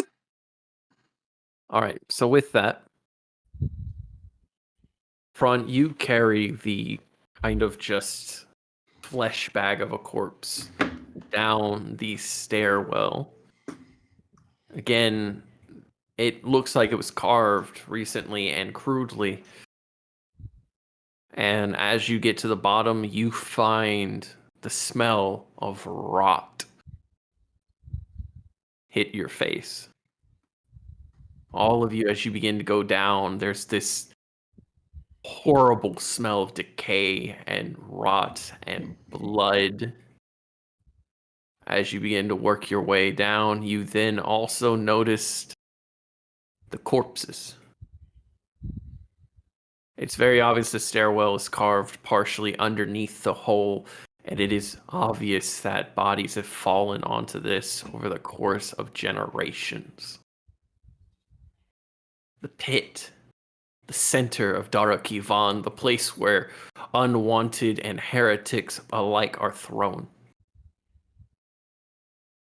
You've reached the bottom, and it is just as much a graveyard and corpse pool as Gragnar has told you. And it reeks, causing you to retch, causing you to hold back from vomiting. But you continue as the sound of tears and wallowing can be heard. And as you come around the final corner, you see what at first, as your eyes adjust to this near complete darkness, there's a few gems in the wall that light up the space, but far less than up top. But as your eyes adjust, you see at first what looks to be very much the visage of a white dragon. Then you start seeing the blemishes. Eyes white as snow, flesh pink and white and gray and bruised, wings broken, legs deformed. Her head is up towards the sky as she howls in pain.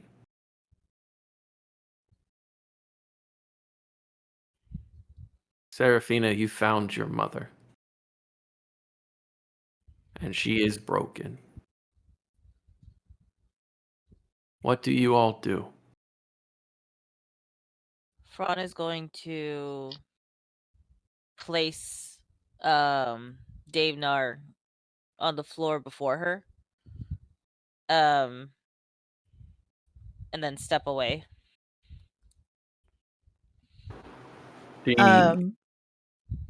I'm just gonna say, Seraphina's just kind of staring in like disbelief and holding back tears. As you lay him at her feet, she almost instinctively looks down, but you can tell that her eyes are not functioning. She cannot actually see. She sniffs the air and leans down and nuzzles the flesh and corpse. And you can hear in your mind, Feldris.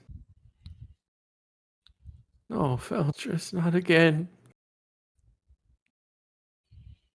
Why is it every time you promise me we'll be safe? Why is it every time you die first?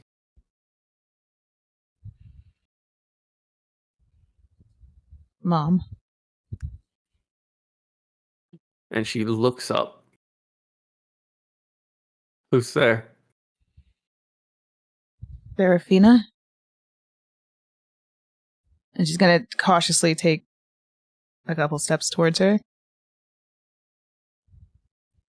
Mom, what happened? Where are you? I'm in front of you. And she shifts her head in your direction, again, unable to look at you. I'm going to kind of reach my hand out to touch her face. As you do, he recoils from the touch. The feel of her flesh on your hand is blistered,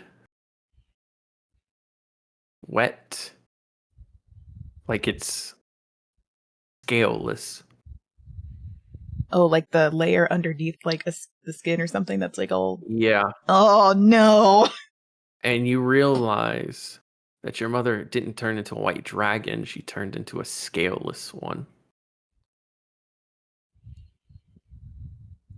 Other dragonborn who have had to have their scales temporarily removed have been in agony and have to hide it from the air.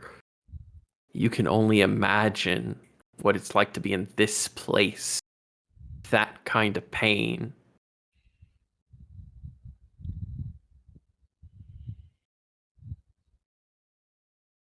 Can't be her. My brother said you passed. You died. I'm right here. What happened? Why? How did you end up here? He killed you. He struck your father. He killed me. Father He got- didn't kill me. He said he did. No, Mom, I ran. He said he found you. He gutted you. No. Threw us. He threw us from the tower. Your father saved me. He cast me into a door. He said he would find me. Fell here. I tried to call on Bahamut, but the dagger. And she looks to her side, and you see a golden dagger. Oh. It won't let me reach out. It hurts. Okay. I'm gonna kind of walk over to it, and can I make an investigation to see like what the damage is and like what the fucking dagger is and blah blah blah. See if there's like you Yes. know if there's magic or something. Yes, you can. It would be you can do an investigation check. All right.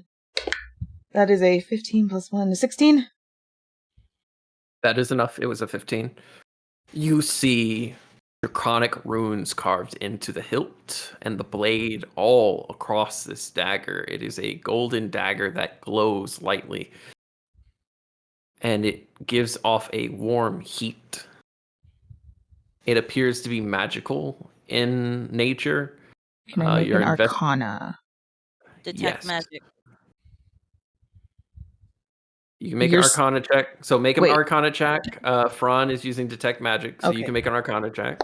11 plus 5, 16. Sorry. Okay. So that is more than enough. Fran using Detect Magic, you can tell that this is some kind of seal.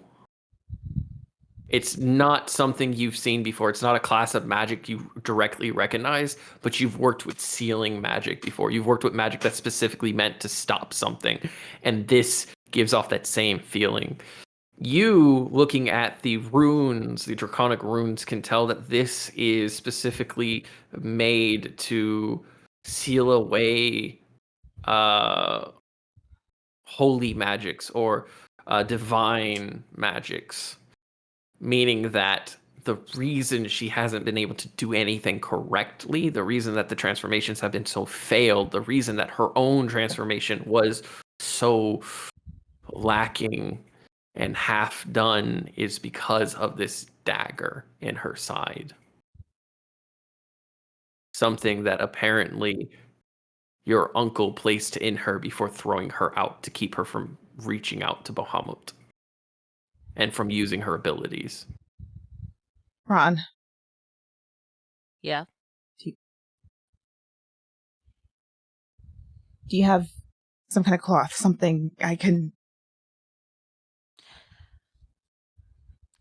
I'll help. And Fran is going to. I don't know walk if we over. should touch it. I'm gonna do an Arcana check as well and see if it is safe, since I recognize the type of magic and the type of seal. If it is safe to remove. Okay, do an Arcana check with advantage Gotcha. because of all y'all's previous rolls. All right. Arcana Can I make a quick mention of what I'm doing? Yes. I'm watching, but I am ready to move at a moment's notice. Like, if something does not look right, I am ready to like be on the defense. So just Okay. I would also... Luke is readying. Yeah. I want to say the dragon's doing the same thing. Okay. 17. That is enough. It is a curse. It's a binding spell that is a curse and a sealing all at once. To touch it would be to take that curse onto yourself. However,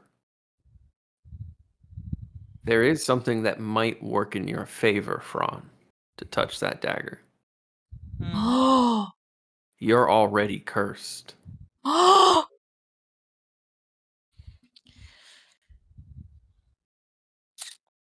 Fran is going to reach forward with his red hand, What are you doing? What? and he's going to pull the dagger out. As you reach forward with your red hand, you instinctively place your white hand onto her body to brace yourself for the pull. And as you pull out the dagger,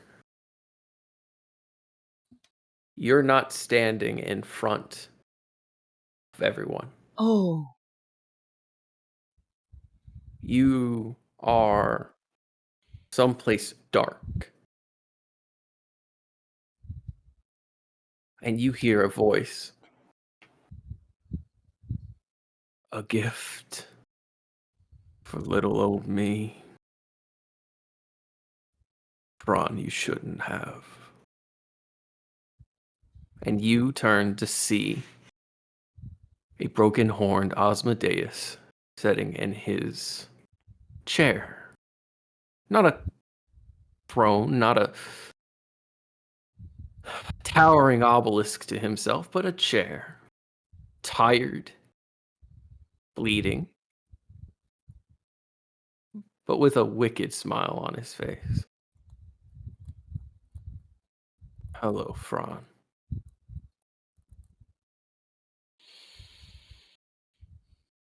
Asmodeus. So tell me,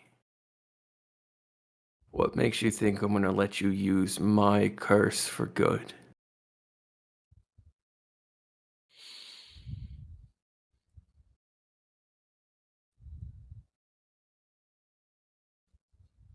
Because it Especially amuses me.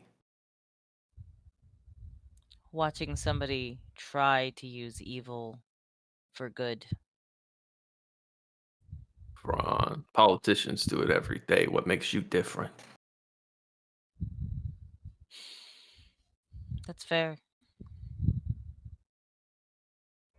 Your family has used evil for good for generations. After all, it is our family spat that's got me sitting here like this.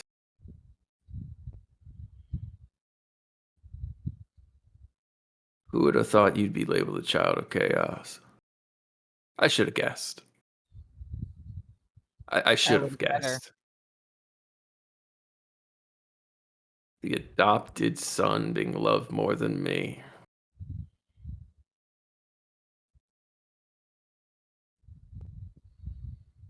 I'm going to do something very, very against my nature. Oh, I'm going to tell you the truth. I can't stop you from using it this time. And he sits up, and as he does, you see chains made of runes wrapped around his body, holding him in place. This chair that he's sitting on winds around him like growth in branches and holds him in place as he tries to stand. House arrest, right? But just that's know, a joke. just know, I'm done being nice, Fran. Any opportunity I get, I'm taking your body, I'm killing your friends, and I'm gonna make you watch. I'm going to gut her. I'm going to turn him into a fucking rug. Your friend Luke is going to be impaled on his own blade. Garum will be split asunder. Sam will drown on her own blood. I will find many ways to make you suffer.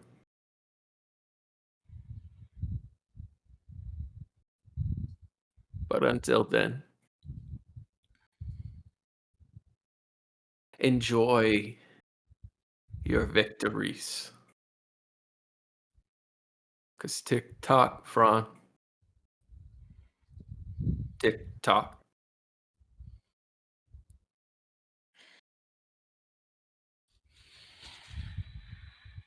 And you No. will... Ooh. Before you release me from wherever we are,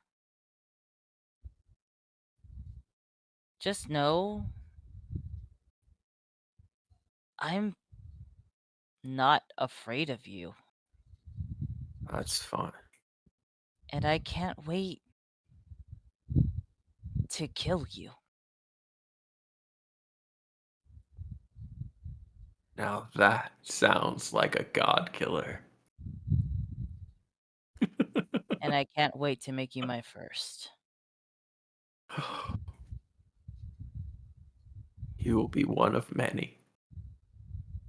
And with that, you are back, holding the dagger in your hand. But a split second has passed for everyone else. I was gonna say. And you watch as the white hand touching Seraphina's mother's body begins to glow. And her wound heals. It was starting to gush blood profusely. Fran, you realize you have lay on hands. Oh, Oh, what? Since when? Since now. The whole time? The whole time? You've never used the hand for anything. Like, what? I Well- didn't know!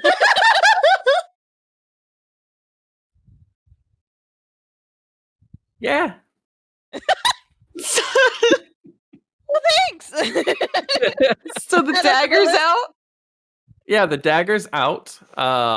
Fran, you watch as the dagger's glow and warmth seems to almost be absorbed into your hand.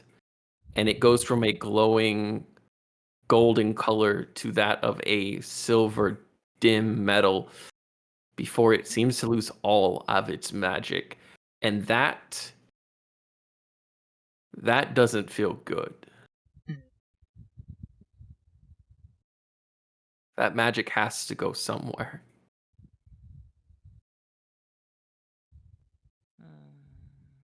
So, what's happening right now? Where did it go? Arcana check, Fran. Okay. Can I also make one? Yeah, you saw it cease to function. 18. Shit. 7 plus 5. What is that? 12. 12. Seraphina, you watched as it was absorbed, but into Fran. You assumed he absorbed it into himself. Fran, you don't feel that magic inside you. The minute it entered your demonic hand, it disappeared.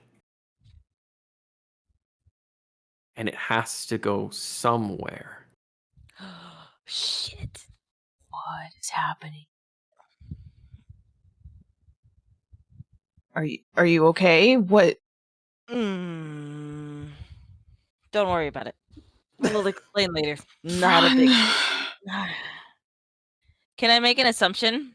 Yes, Is it being used on Osmodeus right now? it has been absorbed and consumed by Osmodeus. Mm. Does that Okay. wait? So Can I make an insight check on what that could mean? Yes. Okay. 18, 19, 20, 21, 22, 23, 24, 25. 25. You just gave him one hell of a meal. Oh. Oh, he was just hungry. Okay, that's fine. Oh. Essentially, it's you're presuming, based on everything, that you may have given him a little bit of a boost Oh by no. consuming that curse. I keep that to myself. I'm gonna turn back to my mother. No point in worrying, everyone. What's done is done. Take my strong hand. Joke's on you. We're always worried. That's my secret. I'm always anxious. Okay, Mom, we got the dagger out. I have something else that might help. Her breath becomes ragged the minute the blade leaves, and she seems to be sweating profusely. And she just sits there, her head kind of just half hanging, as she seems to be trying to listen to your words. But it's very obvious that even though pulling the dagger would give her magic back, she's drained. She's exhausted. I'm going to very gently take, I guess, her head or her snoot, while also having, I think healing hands is what I have, to touch her so it doesn't, like, hurt. And then I'm going to take out the potion. Okay. I'm going to take out the potion and say, I need you to open your mouth. You can hear her voice in your head. I'm so tired. I know, I just need you to open your mouth and swallow this and maybe it'll help.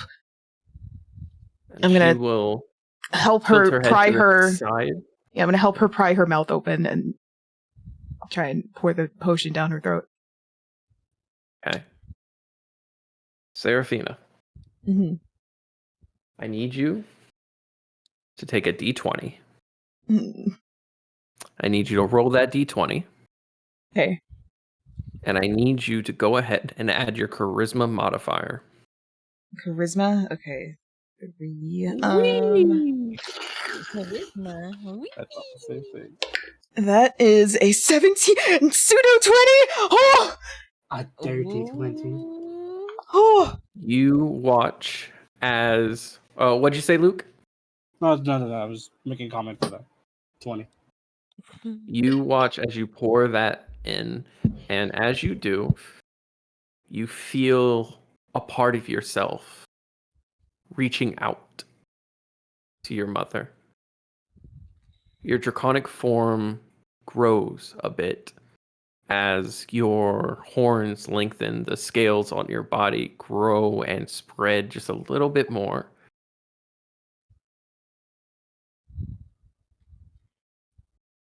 And you see something for a moment. Like physically or like mind's eye kind of thing? Physically in front of you, but only you, see a drow woman standing before you, caressing your mother's head. Her eyes are velvet. Her hair looks familiar to your own. And she leans down and gives your mother a kiss. And in your mind, you hear, "Be reborn."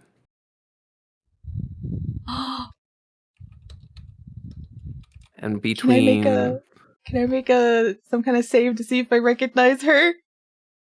Make a wisdom save. Oh, okay, I get advantage on those. Or no, sorry, +1. Never mind. But still. 16! You know that face, but it still escapes you. It is so familiar, and it is filled with love and kindness, and you tear up a bit, and then there's a flash of light as your mother's body is ripped asunder in this bright light. It is, again, something that's been explained to you be very painful and exhausting. Your soul is ripped, your body is torn asunder and rebuilt from the atomic level. You building a new body for someone built around what is compatible for the soul, on top of the fact of putting the soul back in it. You all watch as ribbons of magic and mana and runes flow around until finally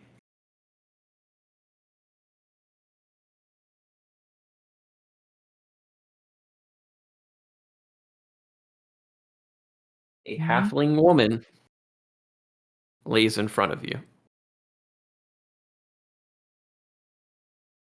She looks tired and sleeping. When her eyes flicker, she still appears to be blind.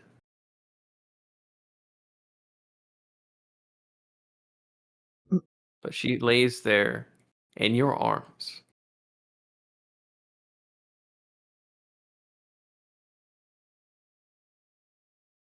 Mom? Serafina? I'm so sleepy. And she falls asleep. There's a moment of fear, but then the soft breath of her breathing, deep, sleepful breaths, as she holds on to you. As she does, I'm going to just hold her, like, really fucking tight. Like, not like to where I'm suffocating her, but just, like, just... And that is where we're going to end the session. Wait, there's no body left? Yeah, I thought there was going to be a body left. No, we were told there was... No, we were told there was gonna be a body. Yeah, I remember that too. We've been lied to. But for player knowledge, was that Lynette or Loaf that she That saw? was Lynette. I fucking knew it! Be reborn. Be reborn.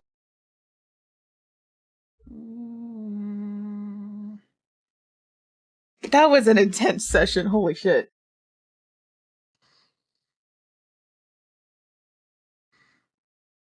Ah.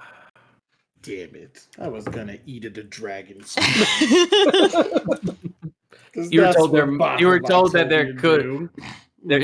that there could be flesh left over. If I remember correctly. I'm surprised she turned into a halfling woman. It's probably like reincarnate. It's reincarnate plus some. It's reincarnate plus.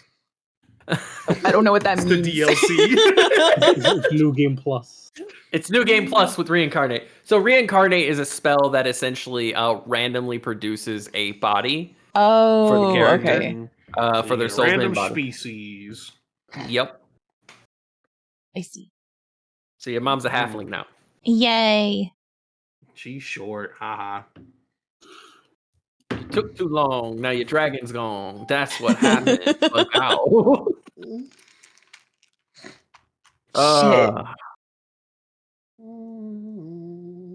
You can eat No the knife. words. The knife was in the dragon. Yep. What? It is now midnight. So we are going to call it. Actually, it's 1 a.m. For you. Shut the fuck up. In the future. Ooh, The future. Does Beck But I want to do hope- our outro? Oh yes, Beck, you must do the outro. Oh my god. Or are God, they I hate or are they that peopled cat. out? I hate that cat. That fight Thank you went so guys. much better than I thought it was going to. Thank you guys for tuning in. For those of y'all who did, if you like this content, you should follow our YouTube channel, youtube.com/AASBTTRPG. If you want to follow any of the lovely, I'll say cast members, because honestly, this has been a show. We actually do have a link tree set up that you can actually go to, because I'm not going to list every single one of them anymore. I'm tired of doing it. It's actually a card, but same thing. Fucking same thing, yeah. I need to if you wanna, update my fucking if you thing. want to But the go fucking to the bots- card, you can go to aasbttrpg.card. That's CARRD.co. It will also be linked down below if you're watching this from our YouTube channel. If you want to subscribe or hit the bell, you'll never miss a day that we upload one of these if you didn't tune into one of our live streams. Today, the lovely DM was live streaming from TikTok, and you can actually find his TikTok and all of his wonderful D&D content from there. And then, of course, we all have our variety streams that we do as well. I But live stream until today, next but time, OBS being stupid. until next time, Bye. bye-bye.